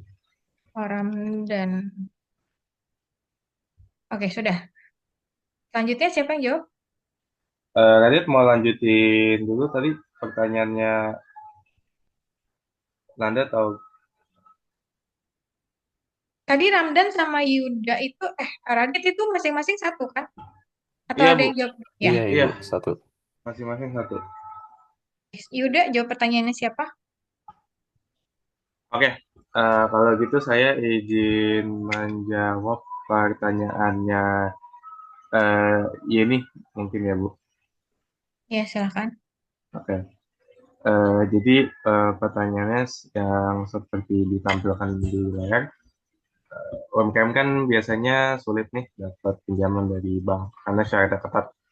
Nah, dengan adanya ICF ini, UMKM bisa dapat modal penawaran saham ke masyarakat. Pertanyaannya sejauh mana ICF bisa membantu UMKM mencapai tujuan investasi, baik untuk kesejahteraan investor maupun mendukung peran ekonomi bagi si UMKM itu sendiri. Ya. Nah, di sini tuh intinya adalah gimana sih supaya uh, win-win situation ya intinya. Jadi kesian investor maupun si UMKM itu juga untuk mendukung UMKM. Nah, untuk UMKM itu sebenarnya ini bisa mendapat akses pendanaan lebih mudah tanpa harus lewat prosedur bank yang rumit. Modalnya bisa dipakai untuk ekspansi, inovasi, dan menciptakan lapangan kerja. Ya. Jadi di sini si ICF ini sendiri itu membantu dari segi ekspansi juga. Jadi si UMKM ini bisa melakukan ekspansi dari segi gerai ataupun dari segi leverage untuk usahanya gitu, yang tadinya misalnya omsetnya ratusan juta bisa mendapat omset miliaran pertama mungkin seperti itu ya. Dan juga yang paling penting menciptakan lapangan kerja ya. Jadi memang di sini untuk kesejahteraan apa namanya untuk roda ekonominya itu berputar ya di sini ya gitu. Nah, untuk investornya sendiri mereka bisa memperoleh keuntungan berupa dividen, capital gain, ataupun saham yang dimiliki. Nah, ini tergantung dari skemanya ya. Tadi kan ada berbagai macam skema juga tuh. Nah, di sini contohnya kalau misalnya skemanya itu equity based. Nah, kalau misalnya skemanya equity based itu investor bisa mendapatkan keuntungan dari dividen sahamnya. Plus juga ini kan berbasis crowdfunding ya. Nah, sebenarnya yang ini ya membedakan crowdfunding dengan IPO biasa atau ya saham yang istilahnya sudah TBK di Bursa Efek. Ini karena memang targetnya kan UMKM. Jadi dengan kita membantu UMKM itu juga sebenarnya membantu ya tadi lapangan pekerjaan. Jadi investor ini juga selain mendapatkan keuntungan capital gain dan dividen, dia juga membantu untuk berperan aktif dalam perekonomian di Indonesia ya. Nah, dengan dana sekecil apapun ya, karena ya crowdfunding ini sangat luas gitu. Barrier to entry-nya sangat kecil ya, gitu. Nah, jadi secara keseluruhan, secara ekonomi itu dari aspek UMKM itu mendukung ekspansi untuk UMKM dan juga pertumbuhan usaha kecil dan mendorong distribusi modal yang merata, dan juga dari sisi investor itu juga untung dapat dividen, capital gain, juga apa namanya membantu peran dalam lapangan kerja yang semakin luas ya. Seperti itu sih kurang lebih pertanyaannya. Yuda tadi jawab pertanyaannya siapa? Yeni ya? Dari Yeni ya. UMKM biasanya sulit mendapatkan pinjaman di bank karena syarat yang ketat. Iya, UMKM kan biasanya unbanked population ya. Karena mereka nggak punya laporan keuangan yang detail, tidak mungkin bahkan nggak ngerti cara bikin laporan keuangan gitu kan. Terus mungkin kan untuk mengajukan ke bank itu kan kita butuh SPT ya. Sementara UMKM itu dia juga nggak ngerti cara ngitung pajaknya gitu. Jadi eh, bukan termasuk bank population kecuali memang si UMKM ini pemiliknya ngerti ya. Dengan adanya ECF, UMKM bisa dapat modal lewat penawaran saham ke masyarakat. Nah, sejauh mana ECF ini membantu UMKM mencapai tujuan investasi baik kesejahteraan investor maupun mendukung peran ekonomi bagi UMKM. ECF ini tadi apa namanya? Dia membantu memberikan pendanaan kepada si UMKM ya. Dengan ECF, si UMKM ini jadi punya tambahan alternatif akses pendanaan. Akses pendanaan si UMKM jadi lebih banyak gitu, nggak cuma dari bank aja atau bahkan pinjol gitu ya, yang berisiko. Tapi dia juga bisa mengakses nih ECF. Cuma ECF ini juga nggak gampang ya, maksudnya ada administrasi yang harus dipenuhi gitu kan, walaupun tidak tidak seketat seperti di bank ya. Kemudian ada biaya platform. Jadi kalau ETF ini kan kamu akan membeli ya, atau kita sebagai investor kita nyarinya tuh di platform. Jadi ada tiga pihak nih, kita sebagai investor, kemudian si UMKM-nya sama platformnya yang menyediakan. Jadi yang mempertemukan si penerbit ECF dengan kita sebagai investor gitu di platform. Nah, di platform itu juga ada biayanya, ada biaya yang rutin setiap tahun, ada biaya yang awal gitu ya. Nah, kemarin saya sempat ngeliat tuh di Bizar ya. Kalau di Indonesia yang salah satunya ada tuh Bizar. Bizar itu ngasih HF buat Sourcely. Oh, Sourcely ini kan termasuk UMKM-nya, tapi UMKM-nya bukan UMKM yang kecil yang kayak jadi UMKM yang bisa mengakses HF ini juga apa namanya, kriteria usahanya juga bukan yang usaha kecil banget ya.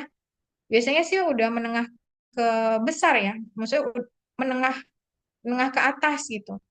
Misalnya dia udah mulai buka gerai di beberapa gerai ini. Saya lihat yang di Bizar nih yang apa minta pendanaan dari melalui ECF itu sekelas Sourcely, Holiko, Kopi Oi, Kopi Ui ya. Terus ya kayak gitu. Terus ada yang untuk bikin kemarin tuh saya sempat kan saya daftar ya. Saya cuma mau lihat-lihat aja sebenarnya. Nah ternyata langsung dihubungi loh sama pihak Bizarnya. Jadi dia tuh tahu kalau saya ngecek apa namanya masing-masing ECF tadi ya. Saya ngecek ada sukuk musyarakah pengadaan AC ke Petrosea untuk proyek Tangguh Papua Barat ini kan saya sempat ngeklik gitu ya. Maksudnya bukan mau beli gitu, enggak. Mau jadi investor enggak. Cuma pengen tahu persyaratan dananya minimum berapa, terus balik modalnya kebutuhan dananya berapa, terus bagi hasilnya berapa persen kayak gitu. Itu langsung dihubungi sama si pihak Bizar. Mana-mana yang proyek-proyek ya, yang kemarin saya klik, yang mungkin saya tertarik di sana itu dihubungin. Dia ngasih tahu imbal hasilnya 19,2% gitu per tahun. Dan ini 3 kali lipat dari tingkat bunga, bisa 4 kali lipat ya malah. Enggak malah. Kalau deposito kan 3,75 ya kemarin yang LPS. Jadi ini jauh lebih besar daripada deposito memang. Tapi kan apa namanya, kita juga harus memperhitungkan ya rekam jejak dari si usaha ini. Nah, makanya dia ngasih link nih. Kalau misalnya pengen lihat rekam jejaknya, jadi salah satu indikatornya investor tuh juga melihat track record. Jadi misalnya nih dia ngasih tahu Muhan kan ini PT Muhan Prima Perkasa. Dia udah lebih dari 10 kali proyek bersama si PT Petrosia ini. Terus punya rekam jejak kerjasama yang baik dan pembayaran yang lancar. Jadi kita sama si platformnya tuh dikasih tahu. Jadi dan itu memang tugas si platform ya untuk meyakinkan investor untuk apa namanya mengalokasikan modalnya di ECF ini. Gitu. Jadi si platformnya nggak diem aja nih, tapi biaya platformnya gede. Biaya platform untuk si ECF yang mau daftar di Bizar ini eh, lumayan ya, ada biaya tahunan dan lain sebagainya. Setelah saya cek. Nah, ya.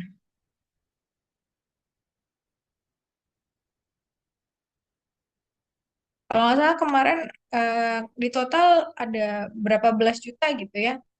Jadi memang ada biaya platformnya nih untuk dapat pendanaan. Tapi pendanaannya bisa sampai miliaran. Kemarin saya lihat ada yang sampai 2 miliar ya. 2 miliar nih.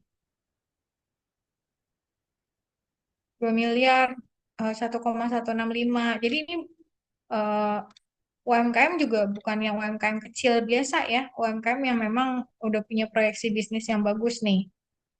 So, Sally, terus dia ada yang udah kerja sama PLN, sama BUMN. Jadi si apa namanya Bizar ini juga membantu melakukan feasibility study dari usahanya gitu. Jadi dia yang akan melakukan monitoring. Oh iya, ada biaya monitoring juga dari si eh, platformnya nih, dari si Bizar.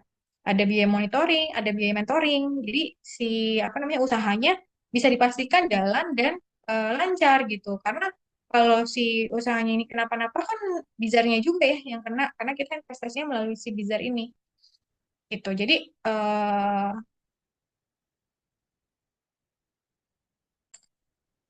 dengan mengakses melalui ECF yang didapatkan oleh UMKM itu nggak cuma modal sebenarnya. Tadi mentoring, kemudian apa monitoring melalui platform itu.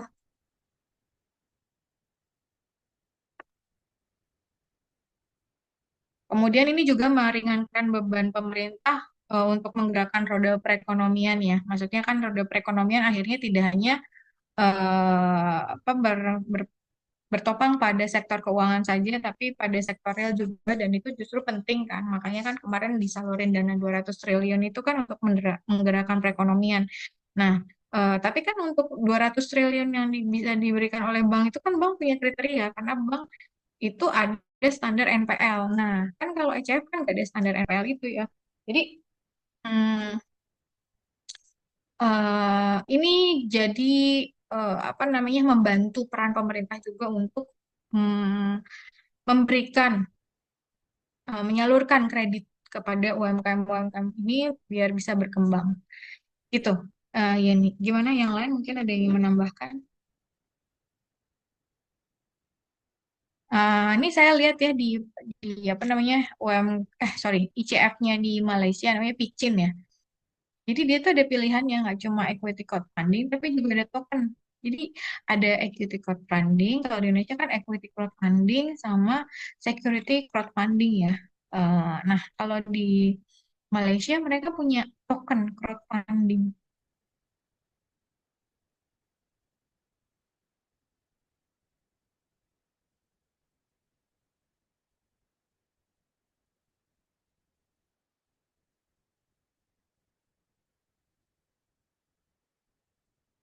Oke, mungkin kita lanjut ke pertanyaan berikutnya.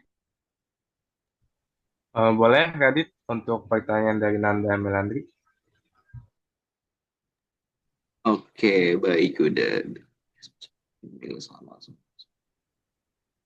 Investor minoritas, misalnya juga bayar atau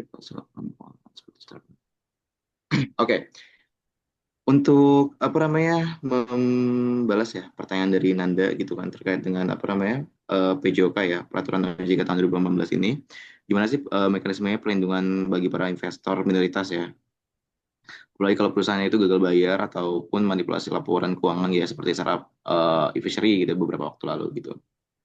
Oke, jadi kita balik lagi ya gitu teman-teman. Kalau misalkan secara fundamental tadi itu kan apa kita bisa tahu lah kalau misalkan si PJOK ini udah mencakup beberapa hal gitu. Tapi kan di sini kan skala bisnisnya itu kecil, terus pengawasan laporan keuangan itu terbatas dan juga keterbatasan informasi ya, asymmetric information yang tadi sempat jelasin juga. Maka risiko manipulasi data dan gagal bayar itu sangat tinggi pastinya gitu. Nah, kita tuh harus tahu dulu nih, kalau misalkan mekanisme perlindungan investor dalam si PJOK ini tuh ada beberapa gitu loh. Yang pertama itu ada pre-investment protection gitu teman-teman. Nah, si pre-investment protection itu ya apa namanya masukin tuh kayak penerbit itu wajib mengungkapkan data keuangan gitu kan. Terus juga penyelenggara itu wajib menampilkan informasi secara mudah dan juga diakses dan nggak menyesatkan ya teman-teman ya. Terus juga ada verifikasi oleh penyelenggara gitu, yang dimana tuh si penyelenggara itu tuh berkewajiban untuk memverifikasi datanya dan juga memasukkan keabsahan ya laporan keuangan izin usaha dan juga identitas di si redaksi gitu. Nah tujuannya itu apa teman-teman? Tujuannya itu meminimalkan potensi fraud ya atau manipulasi data awal gitu.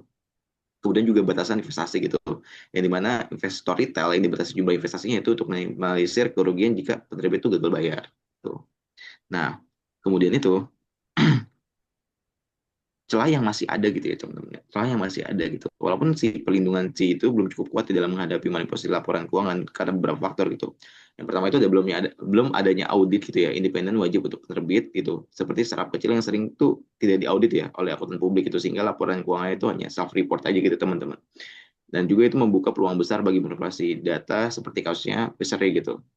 Ya sebenarnya itu Fishery juga udah jatuhnya itu udah besar ya teman-teman, tapi di sini itu masih ada kelolosan ya pada bagian offset balance-nya gitu teman-teman. Jadi yang dimana tuh bisa dibilang labanya itu dibagus-bagusin gitu biar bisa narik investor sebesar-besarnya, tapi nyatanya nggak begitu. Tuh. Nah juga tuh ada juga kapasitas pengawasan OJK ya dalam penyelenggaraan terbatas gitu kan. Dimana tuh dengan banyaknya penerbit gitu ya teman-teman, sulit bagi penyelenggara melakukan due diligence yang tadi sempat dibahas juga dalam terhadap semua entitas gitu kan. Terus yang ketiga itu ada investor minoritas ya teman-teman. Ini yang bakal dibahas nih. Dimana tuh sulit menempuh jalur hukum gitu. Tidak ada yang mekanisme yang cepat untuk menyelesaikan permasalahan sengketa tadi gitu teman-teman. Dimana tuh biaya litigasi jauh itu lebih besar ya daripada nilai investasi ya gitu teman-teman. Kalau misalkan ada semacam fraud gitu. Ya kita tahu sendiri kalau misalkan hukum Indonesia kan juga kayak gitu ya teman-teman. Ibaratnya biaya ngurus ke jalur hukumnya itu yang jauh lebih besar daripada investasinya. Makanya kan kalau kemarin ini siapa ya? Pokoknya jangan pernah berurusan dengan hukum karena hukum tuh mahal. Iya benar Bu. Bisa jadi kita ngurus di hukum tuh yang lebih mahal daripada investasi yang kita salurin ke startup. Oke, kemudian juga yang terakhir ya teman-teman, itu tuh nggak ada sistem early warning ya atau fraud detection teman-teman. Yang dimana tuh belum ada sistem digital ya. So far sih yang saya ketahui itu nggak ada sistem digital ya buat mengetahui suatu investasi yang kita investasikan tuh mengandung fraud atau enggak gitu dalam kejanggalan laporannya gitu. Makanya teman-teman, makanya tuh biasanya tuh para investor tuh ngelakuin beberapa kali report gitu. Seperti di Q1 ataupun Q2 gitu. Jadi itu setiap usaha yang mereka investasikan tuh jelas gitu untuk arah investasinya tuh mau ke arah kemana gitu. Nah juga terus ada juga nih teman-teman untuk mengatasi untuk bagi para investor kecil ya untuk mengantisipasi kasus seperti Fishery gitu, memperkuat juga pelindungan si investor gitu, investor minoritas gitu kan. Ada beberapa pembaruan atau strategi ini yang bisa diimplementasikan itu wajib gitu. Audit independen itu wajib gitu loh.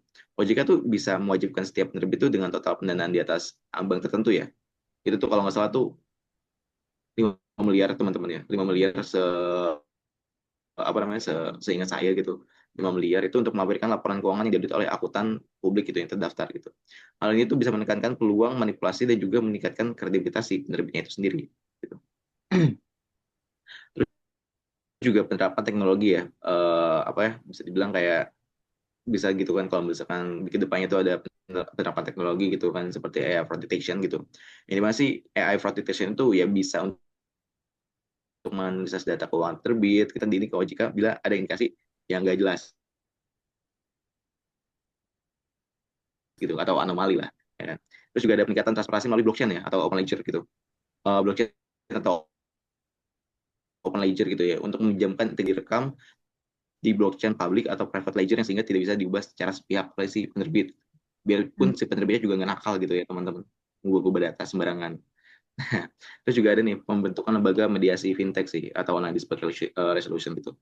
Yang tadi itu sempat dibahas juga ya, disinggung ya. Kalau misalkan ada kejanggalan gitu kan terkait dengan pelaporan data gitu, para pihak investor tuh pasti juga akan susah gitu ngelaporin ke hukum teman-teman karena juga biaya hukum juga pasti lebih besar ketimbang nilai investasi yang kita ajukan gitu kepada perusahaan gitu. Makanya penting banget mungkin kedepannya gitu kan ada sistem mediasi fintech gitu kan dari pihak OJK untuk cepat menyelesaikan dan juga meningkatkan kepercayaan si publik ini gitu.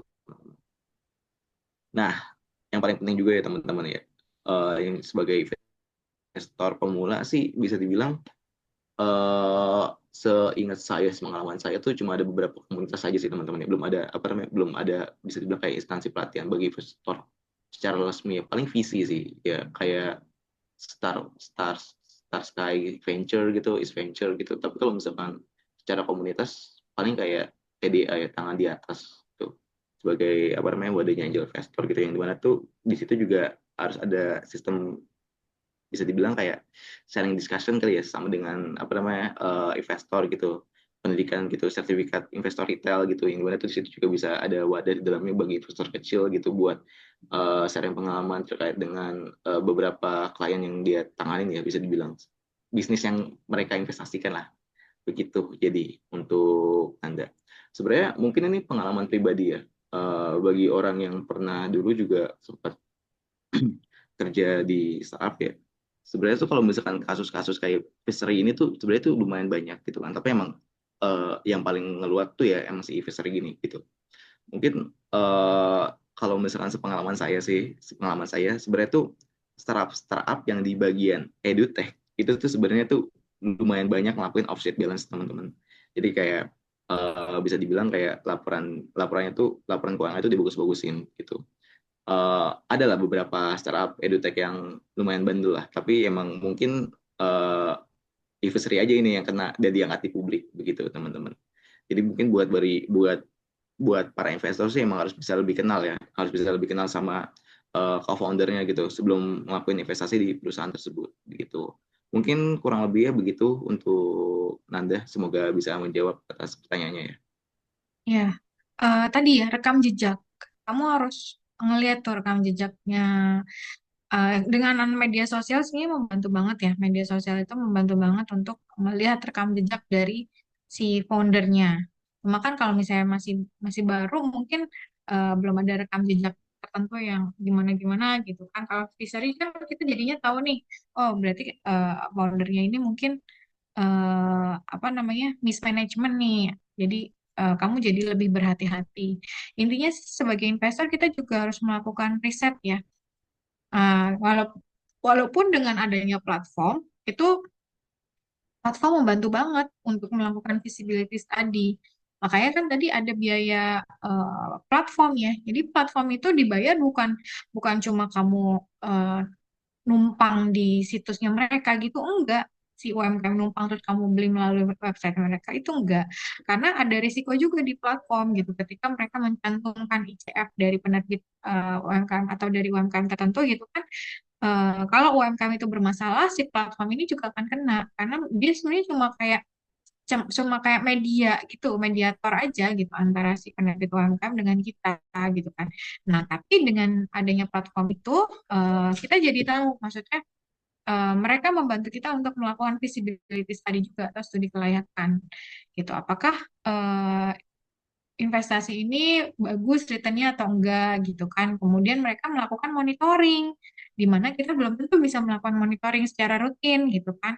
Kita nggak mungkin punya waktu kalau kita kerja atau kamu kuliah punya waktu untuk mengecek satu-satu itu e-fishery bener nggak operasionalnya gitu kan, atau apa namanya eh, pengawasannya bisanya jalannya berjalan lancar atau tidak gitu kan, kita nggak punya waktu ke sana gitu. Nah, si platform ini yang membantu untuk melakukan pengawasan, untuk memberikan mentoring juga untuk UMKM yang memang butuh ilmu bagaimana mengembangkan usahanya, bagaimana misalnya mungkin diajarin buat ekspor gitu biar bisa lebih besar lagi usahanya gitu kan. Jadi UMKM ini juga sebenarnya bagus juga ya. Sorry, platform ini, platform kayak Bizar kan tadi itu membantu mengawasi dan membantu tadi memberikan apa namanya mentoring untuk mengembangkan usahanya. Sama tadi pelaporan keuangannya juga kan mungkin bisa dibantu juga dicek oleh si Bizar ini, oleh si platform ini. Bener nggak nih pelaporan? Jadi ada pihak ketiga sih sebenarnya yang kita butuhkan untuk bisa ngecek gitu. Dimana mungkin waktu Fishery itu lewat platform nggak sih pendanaannya waktu itu?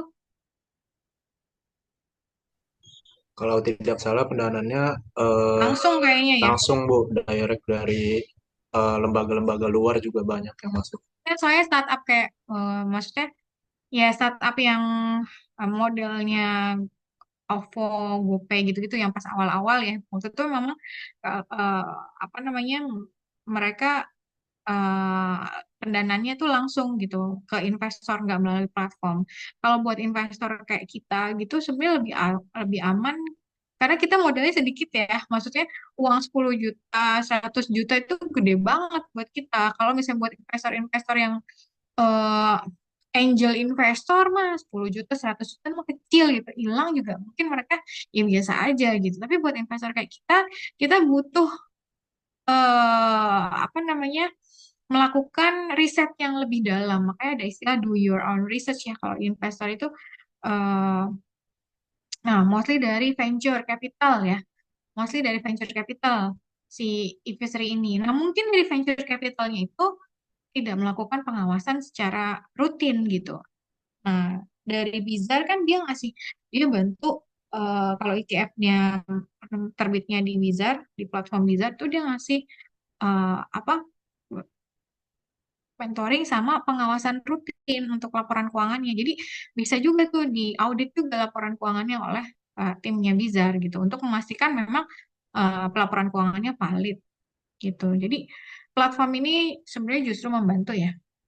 Menurut saya sih ya. Tapi kita nggak tahu nih kasusnya misalnya ternyata platformnya juga tidak melaksanakan peran-peran yang dia janjikan ya kita nggak tahu ya. Padahal sebenarnya ada di bagian klausul maksudnya pembayarannya tuh ada pembayaran untuk pengawasan, pembayaran adminnya. Kemarin saya ngeliat di websitenya gitu ada pembayarannya rutin loh dia. Ada pembayaran rutin yang kita setor, bukan kita sih, maksudnya si UMKM itu setor. Oke, gimana? Ini pertanyaannya siapa? Nanda ya? Tadi Nanda Ibu. Ya. Jadi platform ya, platform itu cukup membantu. Audit lah, audit rutin ya. Harusnya startup-startup itu juga oleh venture capital itu diaudit rutin oleh kantor akuntan publik. Kalau kantor akuntan publik itu kan dia independen. Nah, mungkin kecolongannya di situ. Oke, pertanyaan siapa berikutnya? Selanjutnya dari Dea Permatasari sih. Oke. Jadi pertanyaannya singkat aja. Jadi kalau crowdfunding itu di by Dana, nah ikut base crowdfunding itu investor dapat dividen dari kepemilikannya. Berarti mirip pasar modal. Jadi sejauh mana mekanisme equity crowdfunding atau ECF ini sama dan berbeda dengan sistem investasi di pasar modal. Ya, yap. Jadi memang ECF ini equity crowdfunding itu mekanismenya itu 11-12 dengan ini ya, dengan exchange atau bursa ya, pasar modal. Nah, jadi yang pertama itu sama-sama ada emiten atau penerbit yang menawarkan saham. Kalau di ECF crowdfunding itu campaign ya, campaign. Investor mendapat hak kepemilikan dan bisa memperoleh dividen. Jadi sama-sama ada apa namanya equity-nya atau ada sahamnya, dan juga dapat memperoleh dividen yang ada juga yang udah kayak disepakatin tadi, kayak yang ada yang returnnya sampai 12%, 15%, 9%. Rata-rata mereka menjanjikan return yang biasanya lumayan tinggi juga. Terus juga sama-sama diatur oleh OJK ya, yang tadi peraturannya POJK 2018, agar investor itu terjaga ya. Nah, tapi juga ada beberapa perbedaan yang cukup penting ya. Yang pertama skalabilitasnya. Nah, yang tadi juga sempat di-mention juga nih sama Bu Rizka. ICF itu biasanya kan untuk perusahaan rintisan atau UKM, sedangkan pasar modal biasanya yang perusahaan yang sudah TBK yang memang modalnya equity-nya tuh capitalnya biasanya tuh bisa sampai triliunan gitu ya. Sedangkan ya ECF itu most likely itu mereka kecil ya, jadi entry-nya kecil. Nah, ini likuiditasnya ini juga cukup penting. Nah, kalau di eh, pasar modal itu saham bisa diperdagangkan secara bebas di bursa. Nah, sementara kalau di ICF ya yang bisa kita tebak tidak seliquid itu ya. Jadi memang harus sangat hati-hati nih teman-teman memang kalau misalnya mau invest di beberapa uh, campaign di ICF itu juga harus ya tadi seperti yang dibilang Bu Desri do your own research ya. Jangan sampai FOMO, jadi jangan sampai cuma ngeliat angka return, wah returnnya tinggi nih, terus kita masuk, taunya nggak liquid, nggak bisa dijual, ya itu juga eh, ini juga ya, pusing juga kita ya, gitu. Jadi perlu diingat bedanya ya, nggak nggak seliquid di bursa saham ya. Kalau di bursa saham kan ya banyak juga udah banyak juga liquidity providernya LP-nya itu eh, yang eh, membeli memasang apa namanya book order ya di titik-titik tertentu. Jadi mereka siap menampung saham kita seandainya sahamnya apa namanya anjlok atau eh, sahamnya terbang, dia siap menampung juga untuk membeli ataupun eh, menjual untuk pembeli sahamnya gitu sih. Itu dari aspek likuiditasnya. Terus juga limitasinya. Nah, ICF itu biasanya juga ada limit juga itu untuk melindungi resiko ya. Sedangkan di pasar modal tidak dibatasi. Ini limitnya itu iya walaupun sebenarnya di pasar modal juga di limit ya. Walau ini kita tapi ngomonginnya skalanya yang lebih kecil gitu. Eh kalau di ICF itu untuk melindungin supaya ya UMKM ini nggak di eh, apa namanya nggak diacak-acak sama investornya gitu. Jadi ya bisa lebih terpecah lah kepemilikan sahamnya nggak dikuasain oleh satu pihak juga gitu. Itu kan juga ada bahaya. Ini lebih ke arah perlindungan si eh, emiten atau si penerbit sahamnya. Nah, kalau di pasar modal itu rata-rata itu udah bebas. Kita mau masuk 100 juta itu masih gampang. 100 juta ya 1 juta sama 1 miliar lah. Tapi memang kalau udah 10 sampai ratusan miliar itu udah sulit ya, apalagi perusahaan-perusahaan yang kecil itu biasanya mereka nggak seliquid itu.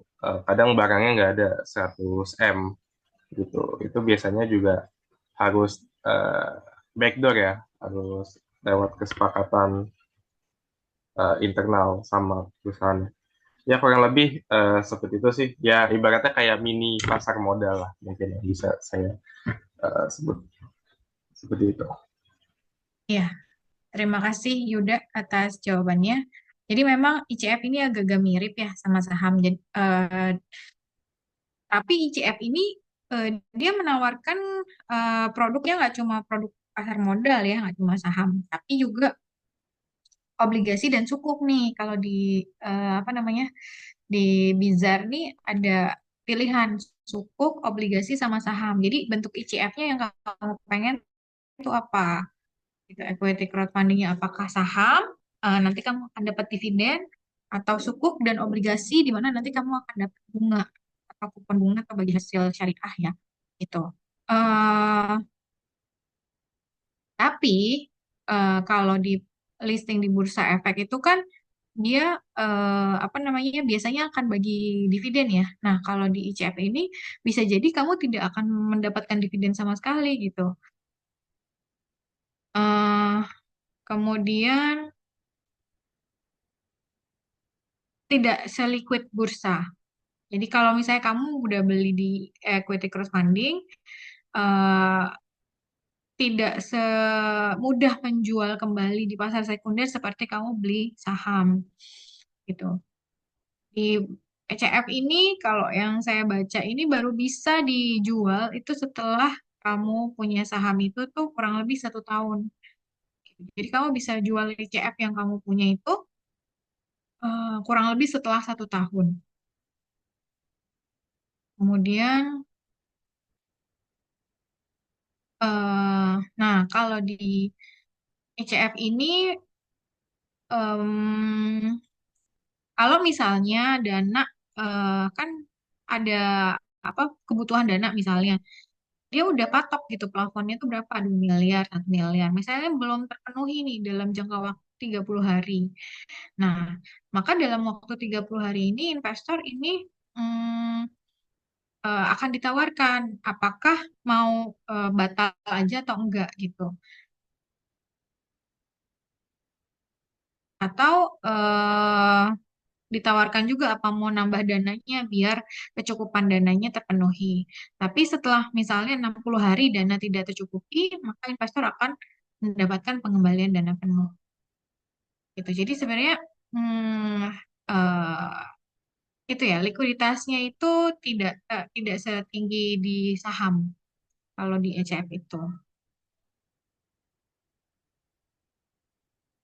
Kemudian risikonya memang lebih tinggi ya. Karena kalau di eh, bursa itu kan pemain-pemainnya pemain besar yang dia laporan keuangannya sudah diaudit. Sementara kalau di ICF belum. Oke, Syifa, sudah jam 10 ya? Kalian udah kelas? Oke, Iya, sip. Ibu, mohon maaf. Iya, Ibu. Terima kasih semuanya. Sampai ketemu minggu depan. Minta tolong disiapin ruangannya.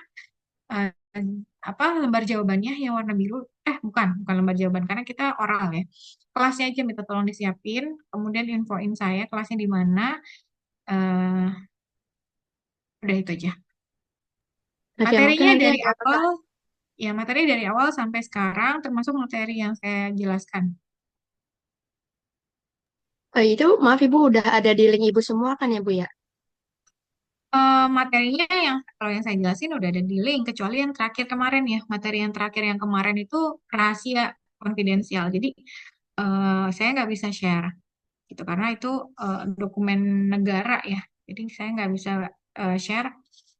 Jadi kamu dengerin aja ulang materi yang kan ada di record di Zoom kan dengerin dari situ aja. Kecuali yang kemarin-kemarin. Yang sebelumnya. Kalau yang terakhir kemarin itu yang saya jelasin mengenai Indodax itu nggak bisa saya share dokumennya. Kemudian udah itu aja sih. Nanti infoin aja saya ruangannya. Baik Ibu. Oke, terima kasih semuanya. Sampai ketemu minggu depan. Selamat belajar. Saya akhiri. Assalamualaikum warahmatullahi wabarakatuh. Saya izin live ya. Waalaikumsalam Waalaikumsalam. warahmatullahi Terima wabarakatuh. kasih Terima Ibu. kasih, Bu.